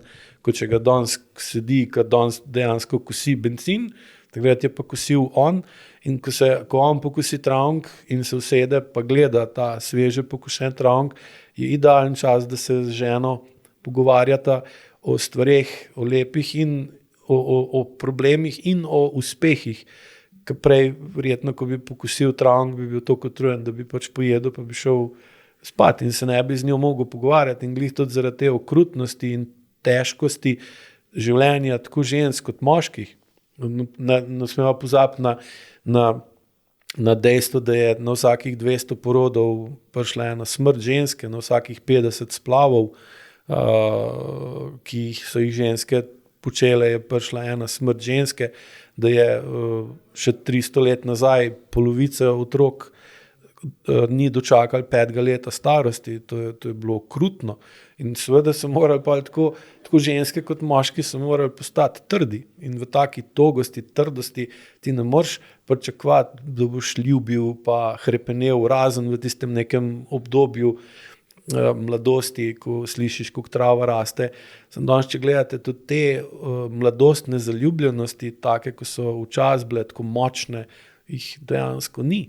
Ne, ker se v bistvu ni te, se pravi, po moji oceni smo tehnološki napredek, ki bi nam moral omogočiti več časa in več pozornosti za sočloveka, smo v bistvu nismo še dovolj dobro uporabili pa izkoristili za to, da bi imeli več časa pa več pozornosti za sočloveka, najprej za partnerja, pa za otroka, pa za druge ljudi in na ta način bi lahko razvoj tehnologije uporabili za to, da bi imeli vedno lažje in vedno več parasimpatičnega stanja, namesto da imamo ga vedno manj.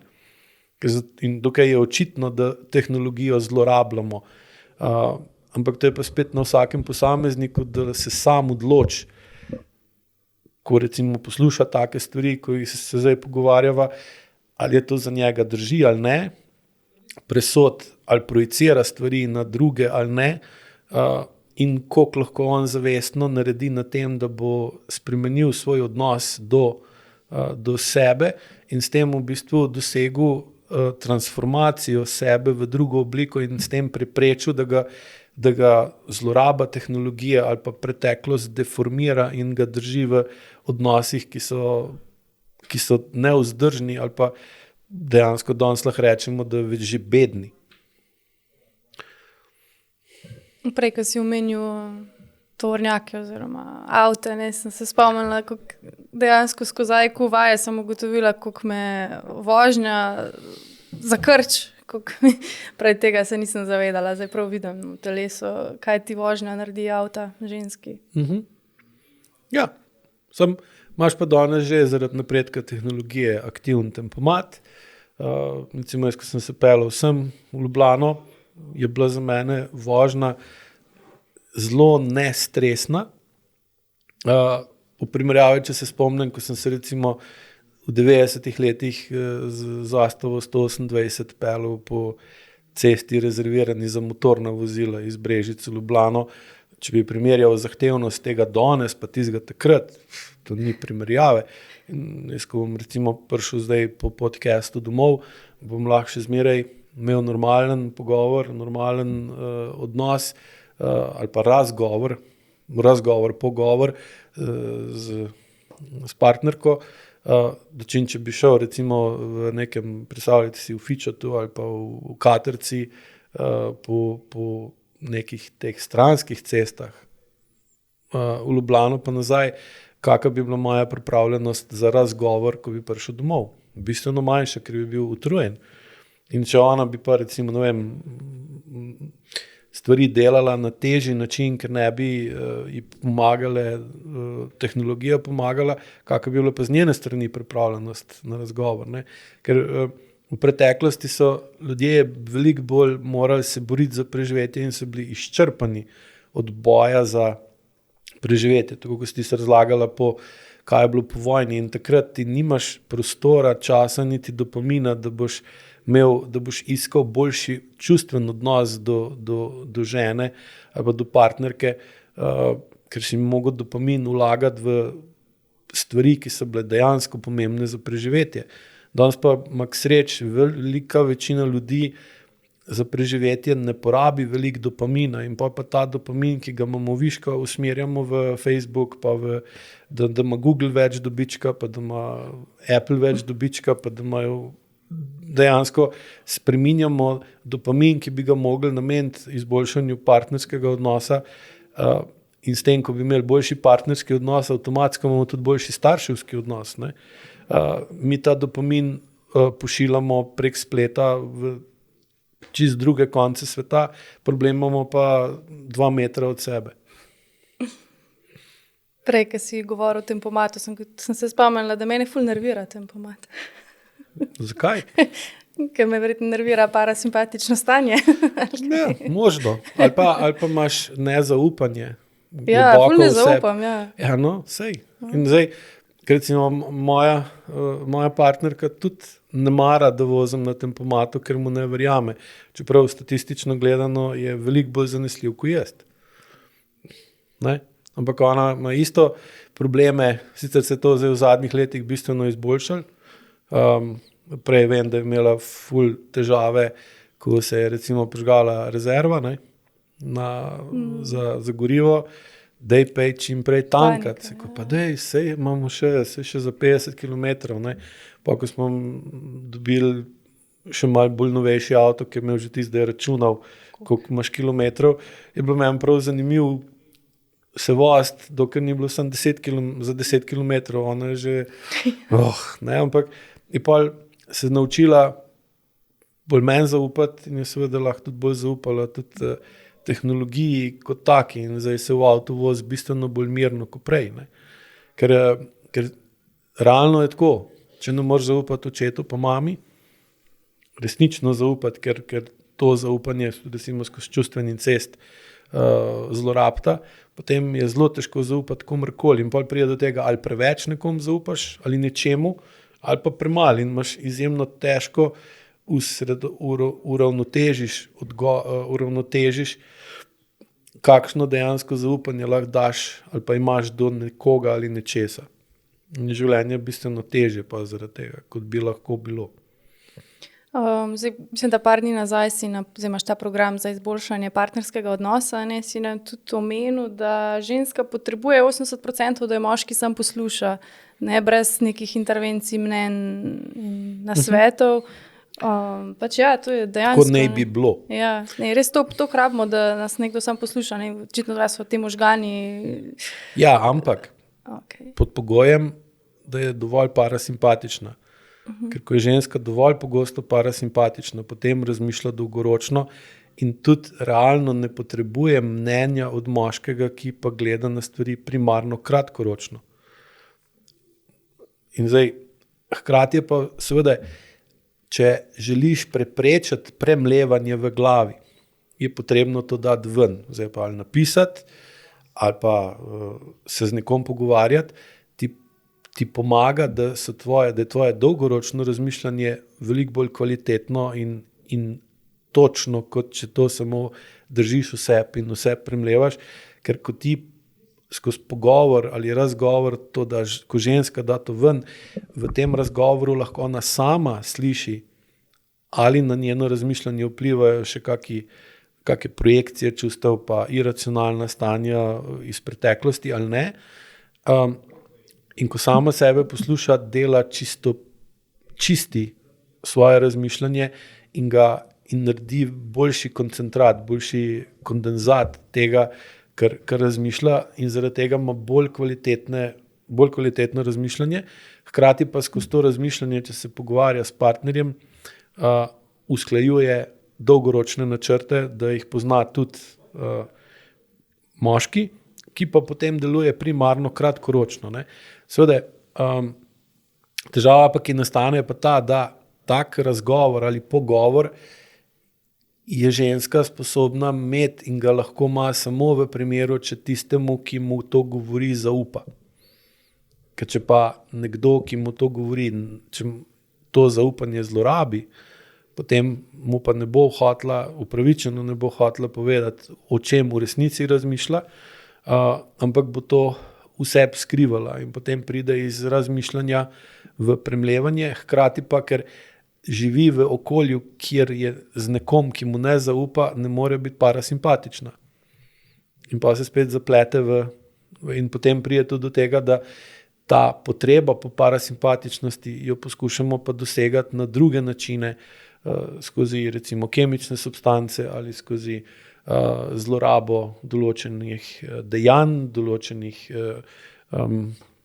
določenih aktivnosti, ampak tako parasimpatično stanje pa ni naravno, ni pristno, ni celostno, zaradi tega, ker še zmeraj, tudi če spiješ kozarec vina, pa se počutiš manj napeto, še zmeraj živiš v okolju z nekom, ki mu ne zaupaš. In če gledate recimo novejše nadaljevanke ali pa tudi filme, lahko vidite, koliko se v njih kaže in lahko rečemo tudi propagira konzumacija alkohola. Vina Skozi imajo kozarec vina, vsi imajo kozarec vina. Ali vino, ali so žgane pijače. In ko to nekdo opazuje, dobi občutek, da je normalno in primerno, da si skozi pod vplivom alkohola, ker edino na tak način se lahko sprostiš. Ne? Hkrati pa spet alkohol, ko ga skonzumiraš, ti dvigne dopamin. Je to spet kratkoročen dvig dopamina, ki spet ga pol uložiš v kdo ve kaj, ali pa greš, ali pa se izčrpavaš na različne načine, ponovadi ali skozi šport ali skozi delo, kar pa seveda dolgoročno pomeni, da si vedno manjkrat parasimpatičen in da vedno bolj mešaš med sabo občutek omamljenosti s parasimpatičnim stanjem ali občutek utrujenosti s parasimpatičnim stanjem, kar pa ni isto. Ker problem pa omamljenosti pa utrujenosti je pa še posebej problematičen ta, ker ne povečuje tvojo sposobnost, da več problemov urediš, kot pa narediš, ampak ti omamljenost in utrujenost povečuje, da imaš vedno več težav. Ker večkrat, ko si omamljen, bolj greš v odvisnost, večkrat, ko si utrujen in si odvisen od tega, da si dovolj utrujen, da si vsaj malo počutiš bolj sproščeno, bolj razvijaš odvisnost od nekih dejanj, ki te utrujajo, in iz tega pa pridejo novi problemi. Problemi zaradi odvisnosti od kemičnih substanc ali pa od določenega dela ali športa. In namesto, da bi z leti bil boljši v tem, da več problemov urediš, kot narediš, in da znaš z leti zmanjševati količino problemov, ki ti pridejo po tvojem tekočem traku, ker kaj se tudi z leti naučiš je, če dviguješ čustveno zrelost, da znaš bolj točno določiti, ali ta problem, ki prihaja po tekočem traku, je dejansko tvoj ali od nekoga drugega. In sploh to, ko sem prej razlagal, da pri večini ljudi, s katerim delam, ugotovijo, da na njihovem tekočem traku je poln problemov od njihovih staršev ali pa njihovih sorojencev ali pa od sorodnikov ali pa v službi se poskušajo problemi prelagati iz enega tekočega traka na drug tekoč trak. In zdaj, če si odvisen od tega, da si skozi utrujen ali pa omamljen, potem dejansko pride do paradoksa, da hočeš imeti konstanten pritok problemov, zato ker se ti zdi to edini način, da se ne sooči z največjim problemom, ki ga imaš doma v partnerski zvezi. Ali pa s tem, da nisi zmožen ustvariti primerno učinkovite partnerske zveze, ki bi obstala več kot nekaj mesecev ali pa nekaj let, ker je tudi danes vedno večji problem. A nam še poveš, kako vplivajo na družino, družinske skrivnosti, prikrite stvari, o katerih se ni govorilo, se jih je poskušali v neko temo pozabo dati, ali so to neki mrtvorojeni otroci, ali otroci, ki so mladi umrli, ali so to očetje, ki so zapustili družino, družinske afere, prevare, nezakonski otroci in tako naprej. Negativno. Negativno zaradi tega, ker se za prikrivanje teh skrivnosti se porablja vedno več energije in seveda to pol vodi v pomanjkanje pozornosti in pomanjkanje časa, ker moraš razmišljati o stvareh, da se ne zagovoriš, da ne narediš, da ne razkriješ določenih skrivnosti in več energije, ko za to porabiš, manj ti ostane za druge stvari. In seveda tudi ne moreš biti sproščen, ker težava je, da če sprostiš telo, kot če sprostiš mišične napetosti v telesu, potem tisto, kar je prikrito, pride na površino. In tisto, kar pride na površino, se pa tega zavedaš ali pa se lahko zavejo drugi, pred katerimi prikrivaš stvari s kronično napetostjo. Tako da je ta analiza preteklosti, tudi z vidika AIQ metode, da bolj veš, kaj se je v preteklosti v resnici dogajalo, pomemben del v sestavljanki, kako postopoma dvigati svojo učinkovitost življenja in učinkovitost uporabe čustev. Ker zaradi takih skrivnosti pride do tega, da določena čustva niso zaželjena ali so celo prepovedana bila.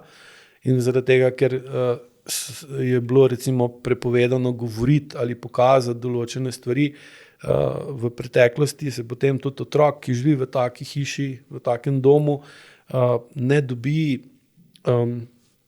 dovolj izkušenj z določenim vedenjem, z določenimi čustvi ali z določenim pogovorom o določenih temah in pa tudi sam tega ne uporablja v svojem življenju. Se potem ta negativni vpliv skrivnosti iz preteklosti prenaša na naslednjo generacijo, ki pa vedno manjkrat ve, zakaj sploh je tako.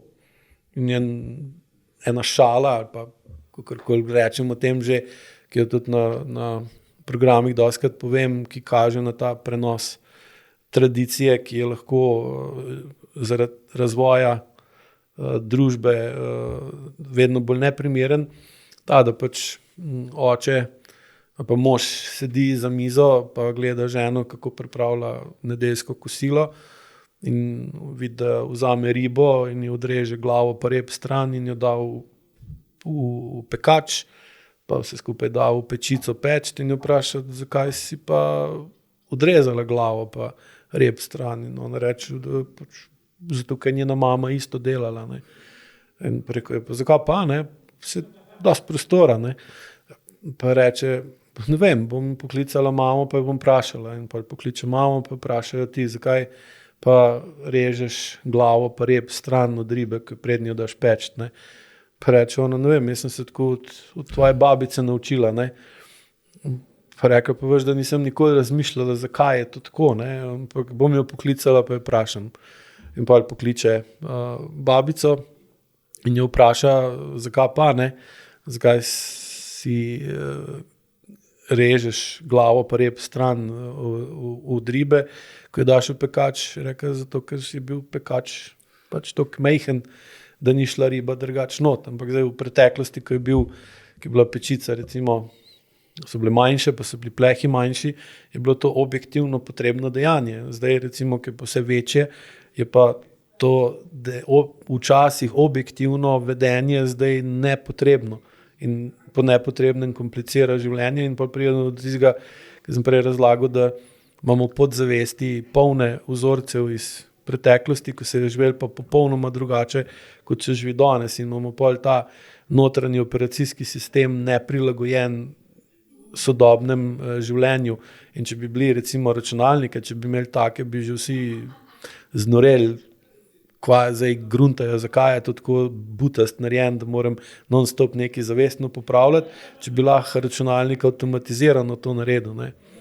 Ker važno za razumeti je to, da funkcija podzavesti je v bistvu taka, da nam olajšuje tisto, kar imamo v podzavesti noter spravljeno. Zaradi tega imamo te vzorce tudi v podzavesti spravljene, da nam olajšujejo neko dejanje. In zdaj, če je v preteklosti tako dejanje bilo pogosto potrebno izvajati, je bilo koristno, da smo ga spravili v podzavest, da nam je olajšalo tako življenje. Zdaj, ko se je pa to vse zelo spremenilo, imamo pa v podzavesti poln vzorcev, ki nam olajšuje življenje po starih načinih, mi živimo pa po novih. In hočemo zavestno živeti po novih. In je pa ful velika razlika med tem, kaj zavestno hočemo, pa v čem nam podzavest pomaga. In je pa ta razkorak med zavestno željo pa podzavestnim vzorcem lahko že toliko veliki, da smo pa skozi v kronični napetosti in da sposobnost, ki nam ga sodobna tehnologija omogoča, da bi lahko imeli boljše odnose, ne moramo izkoristiti, ker imamo v podzavesti definirano, da so normalni odnosi med moškim pa žensko slabi. Ker pa za danes ni realno več nobene pri večini ljudi, seveda ne vseh, ampak pri večini ljudi, ki živijo v sodobnem svetu, so taki odnosi zdaj čist nepotrebni že, jih pa ne znamo izboljšati, ker nam podzavest konstantno nas vleče nazaj, da režemo v odnosu glavo pa rep, če pa imamo dosti velik pekač, da bi lahko dali vse skupaj noter. Ja, enkrat si rekel, da v družini, kjer se nabere preveč skrivnosti, da tista veja se izsuši, da odpade, se pravi, da nekako ni več naslednikov, ne? Ja, ker je poraba energije za prikrivanje skrivnosti toliko velika, da ne more priti do dovolj globokih odnosov med partnerjema, da bi otrok dejansko lahko se od njiju naučil dovolj, da bo lahko imel svoje otroke in svojim otrokom omogočil dovolj kvalitetno otroštvo. In pa veliko ljudi ali zavestno ali pa tudi podzavestno ima odpor do tega, da bi imeli otroke, ker nočejo jim dati tako otroštvo ali pa življenjsko popotnico, ki so jo oni dobili pri svojih starših, ki so imeli ogromen problemov. Ali pa zavestno poskušajo biti predobri starši, da s tem prikrijejo ali pa povozijo njihovo zgodovino, samo v njihovi podzavesti je pa tako vedenje še zmeraj not prisotno in kljub temu, da se oni zavestno trudijo imeti do otroka čist drug odnos, ko so ga oni bili deležni v svojem otroštvu, v njihovi podzavesti še vedno noter lahko otrok čuti strah, dvom, razočaranje, gnev, bes ali jezo, ki je pa otrok ne razume. In potem seveda pride do tega, da se otrok ne razvije tako, kot bi starši želeli ali pa se zelo trudijo, da bi se razvil. In pol jim ni jasno, zakaj do tega pride. Se pravi nekako spodbuda staršem, da vsem povejte otrokom tiste težke stvari, ki so se zgodile v življenju. Ja, samo na primeren način in najprej med sabo. Ko imata ona dva, ko imata partnerja med sabo več teh skrivnosti porihtanih, se je potem tudi vzdušje in napetost v tej družini se spusti dol in nižje in je potem tudi otroku bistveno lažje v taki družini funkcionirati in je tudi otrok bistveno bolj umirjen v taki družini, kar pa pomeni, da se bolj pravilno razvija. Zdaj, bilo je narejenih že kar nekaj raziskav na to temo, ki potrjujejo, da je na fizično in duševno zdravje primarno vplivajo naši odnosi in ne genetika. Zdaj, tudi ti sam si neko raziskavo delal v sodelovanju z Janezom Logarjem, družinskim in zakonskim terapevtom, pa me sam zanima, če nam na kratko poveš, kaj sta ugotovila v povezavi kronične bolečine in partnerski odnosi. Slabši, ko so partnerski odnosi, več je kroničnih bolečin in več je kroničnih težav pri posamezniku. Se pravi, ker vprašalnik je bil narejen tako, da so udeleženci programa izpolnjevali vprašalnik, kjer smo jih spraševali po telesnem počutju, po vedenskem počutju, po kvaliteti odnosov, kakšni so bili v njihovem otroštvu in kakšni so zdaj. To so te standardizirani vprašalniki, ki se za to uporabljajo in smo skozi, oziroma Janez je skozi odgovore in razlike, kakšno je bilo začetno in stanje na koncu ali pa po večjih mesecih, je bilo jasno razvidno, da kvaliteta partnerskega odnosa ali pa osebnih odnosov z drugimi ljudmi odločujoče vpliva na to, kako nekdo se telesno počuti, kakšne ima telesne simptome, telesne težave, sploh kronične. Zato je tudi v letošnjem letu so programi, ki jih vodim, usmerjeni primarno v učenje potrebno za dvig čustvene zrelosti, ker se je skozi lansko raziskavo jasno pokazalo, da višje ko ima oseba čustveno zrelost in učinkovitost uporabe čustev, lažje več problemov uredi, kot jih naredi, in bolj ko greste v to smer, da več problemov uredite, kot jih naredite, manjše imate kronične probleme, ker jih enostavno postopoma odpravite. S tem, da je seveda pa tudi odvisno od tega, kdaj v kakšno je začetno stanje, ko greste v spreminjanje čustvene zrelosti, ker to ni zdaj spet čarobna palčka, ki bo odpravila vse probleme, ker dostikrat so stanja že taka, da so toliko spremenila strukturo telesa ali pa tudi živčnega sistema, da se v neko predhodno ali pa zdravo stanje ni moč več povrniti. Vsekakor pa vsakemu zmanjša sposobnost, poveča sposobnost, da uredi svoje življenje postopoma v manj neurejeno, bolj dinamično in da se postopoma spremeni razmerje med koliko časa imamo aktiviran simpatičen, pa koliko časa imamo aktiviran parasimpatični sistem, kar je pogoj za zmanjšanje kroničnih stanj. To je v bistvu se skozi raziskavo ugotovili, pa tudi to, da recimo imajo samski ljudje, ki živijo sami, težje urejujejo kronična stanja kot ljudje, ki živijo v partnerskem odnosu, sploh če je partnerski odnos takšen, da je vedno bolj delujoč. Se pravi, da obe roke znajo prijeti problem in ga čim hitreje na primeren in učinkovit in trajen način rešiti. Samo še eno vprašanje imam za konec. Še ena fina tema, narcisi. Kaj narediti, če se znajdeš v odnosu z nekom, ki ima narcistično osebnostno motnjo? Po mojih izkušnjah prva stvar, ki je v takem primeru treba narediti, je, da sprejeti dejstvo, da z narcisom je lahko sam drug narcis. Ja? Jaz sem pa skozi mislila, da grejo narcisi pa empatijsko, oziroma neka vloga žrtve.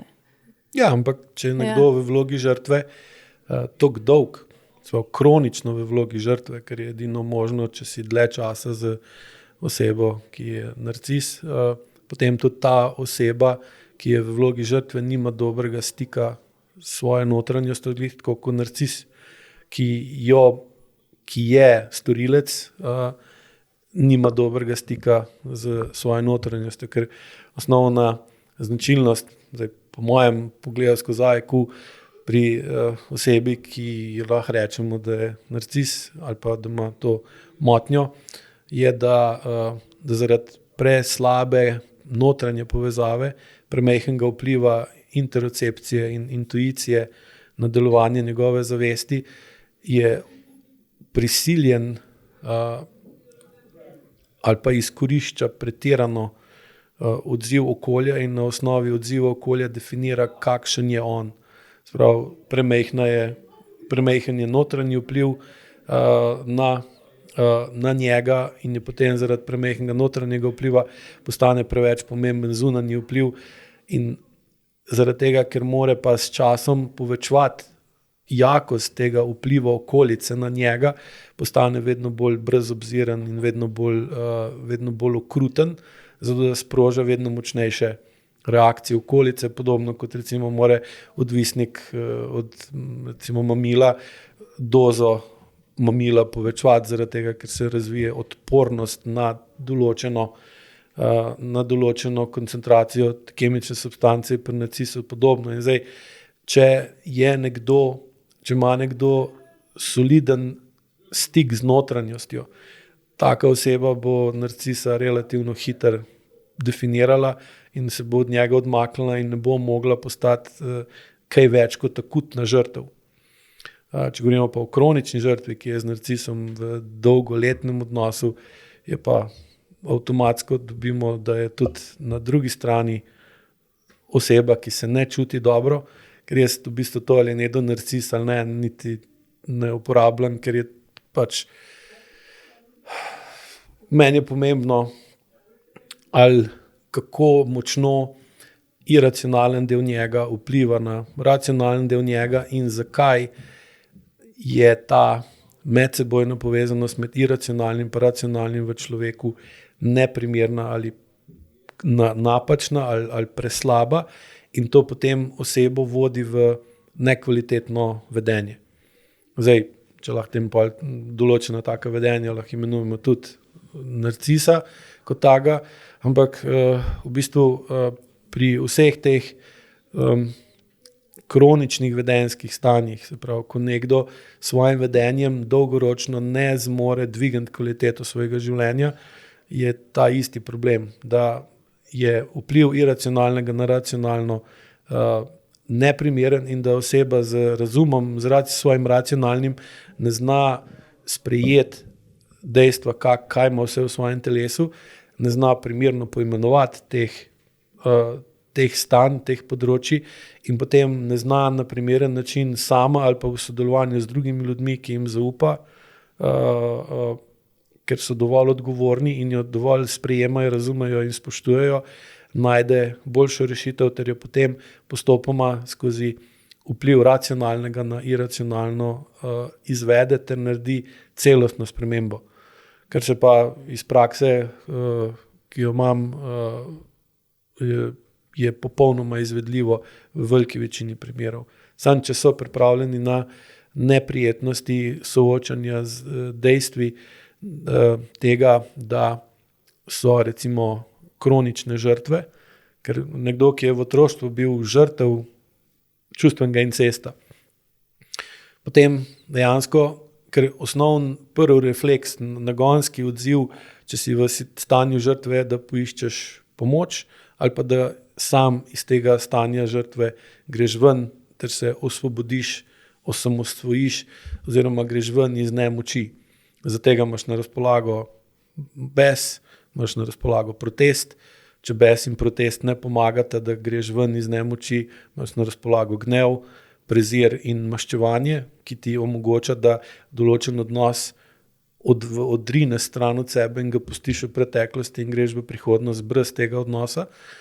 In zdaj, če tega ne uporabiš učinkovito, potem iz akutne žrtve postaneš kronična žrtev. In kronične žrtve pa je pa najbolj hudo, ker kronična žrtev v bistvu konstantno išče podzavestno ali pa včasih tudi zavestno nekoga, ki bo kronični storilec. Ker če ti nimaš storilca, se moraš soočati, da dejansko ne znaš biti v življenju druga kot kronična žrtev, kar je pa zelo težko spoznanje za pogoltniti in potem se povežeš ali pa te privlačijo taki ljudje, ki imajo potrebo, da so kronični storilci in ti si pa kronična žrtev in v bistvu dobiš funkcionalno povezavo, ki obema omogoča, da sta oba tisto, kar sta bila v otroštvu ali pa kasneje vzgojena ali pa ustvarjena ali pa sta podedovala in dala v podzavest vzorce, ki jima učinkujejo, da sta učinkovita v tem, da sta žrtvi ali pa storilca. In potem pridemo do tega odnosa in ko enkrat to oseba spozna, lahko definira, na katerem področju je pod vplivom recimo narcisa in kako lahko z dvigom lastne čustvene zrelosti vpliva na to osebo, da bo tudi ona manjši narcis ali pa odžene narcisa stran. Tako da lahko rečemo, da dvig čustvene zrelosti odbija narcise stran. Ti v redu, če s to mislijo zaključva. Ja, upam, da je. Sej je bilo samo 2 ure pa pol. Klasična ura. Hvala, Aleš, ker nas spodbujaš, da vedno več damo poudarka na odnose. Dal si nam kar nekaj pomembnih iztočnic danes za boljše odnose in posledično za bolj kvalitetno življenje. Ja, na koncu bi še enkrat poudaril, da smo v okolju in v času, ko lahko tehnologijo uporabimo za izboljšanje čustvenih odnosov z drugo osebo, najprej s sabo, potem s partnerjem, potem z otrokom, potem pa z ostalimi in na ta način v bistvu bomo postopoma lahko naredili boljšo. Bomo naredili v bistvu tako družbo, kot če berete kakšne starejše ali stripe ali pa knjige, kako so si ljudje predstavljali, da bo leto 2020 v letu 1960. Glih včeraj sem enega videl, da so bila ena knjiga, ki so napisali, da leta 2020, da bomo 4 ure delali, 8 ur počivali in 12 ur se ukvarjali en z drugim. In če gledate, je dejansko to danes veliko bolj mogoče, kot si mislimo, da je, ali pa si želimo priznati, da je. Težava pa je, kaj bomo teh 12 ur počeli z nekom, s katerim nimamo dovolj globokega čustvenega odnosa, da bi ga sprejemali, razumeli in da bi ga spoštovali. Tega se bi pa morali naučiti od svojih staršev. Oni se pa tega zaradi objektivnih razlogov niso mogli naučiti. Mi se pa bi morali. Tako da evo. Dajmo se naučiti. Upam, da je bilo pomoč. Hvala lepa za povabilo. Hvala tebi za obisk. Naj se uresničijo tele napovedi. Ja. Jaz bi povzela mogoče pogovor samo še s temi besedami, da v odnosu smo bili spočeti, v odnosu smo odraščali in v odnosih smo bili tudi ranjeni, zato se lahko v odnosih tudi pozdravimo. Številnih osnovnih potreb in hrepenenj ne moremo zadovoljiti sami v samoti, ampak jih lahko uresničimo samo v odnosih, tako da dajmo si vzeti dovolj časa in usmerimo dovolj energije v odnose, ker nas nič drugega ne bo mogli bolj izpopolniti in osrečiti kot kvalitetni medsebojni odnosi. Hvala za posluh.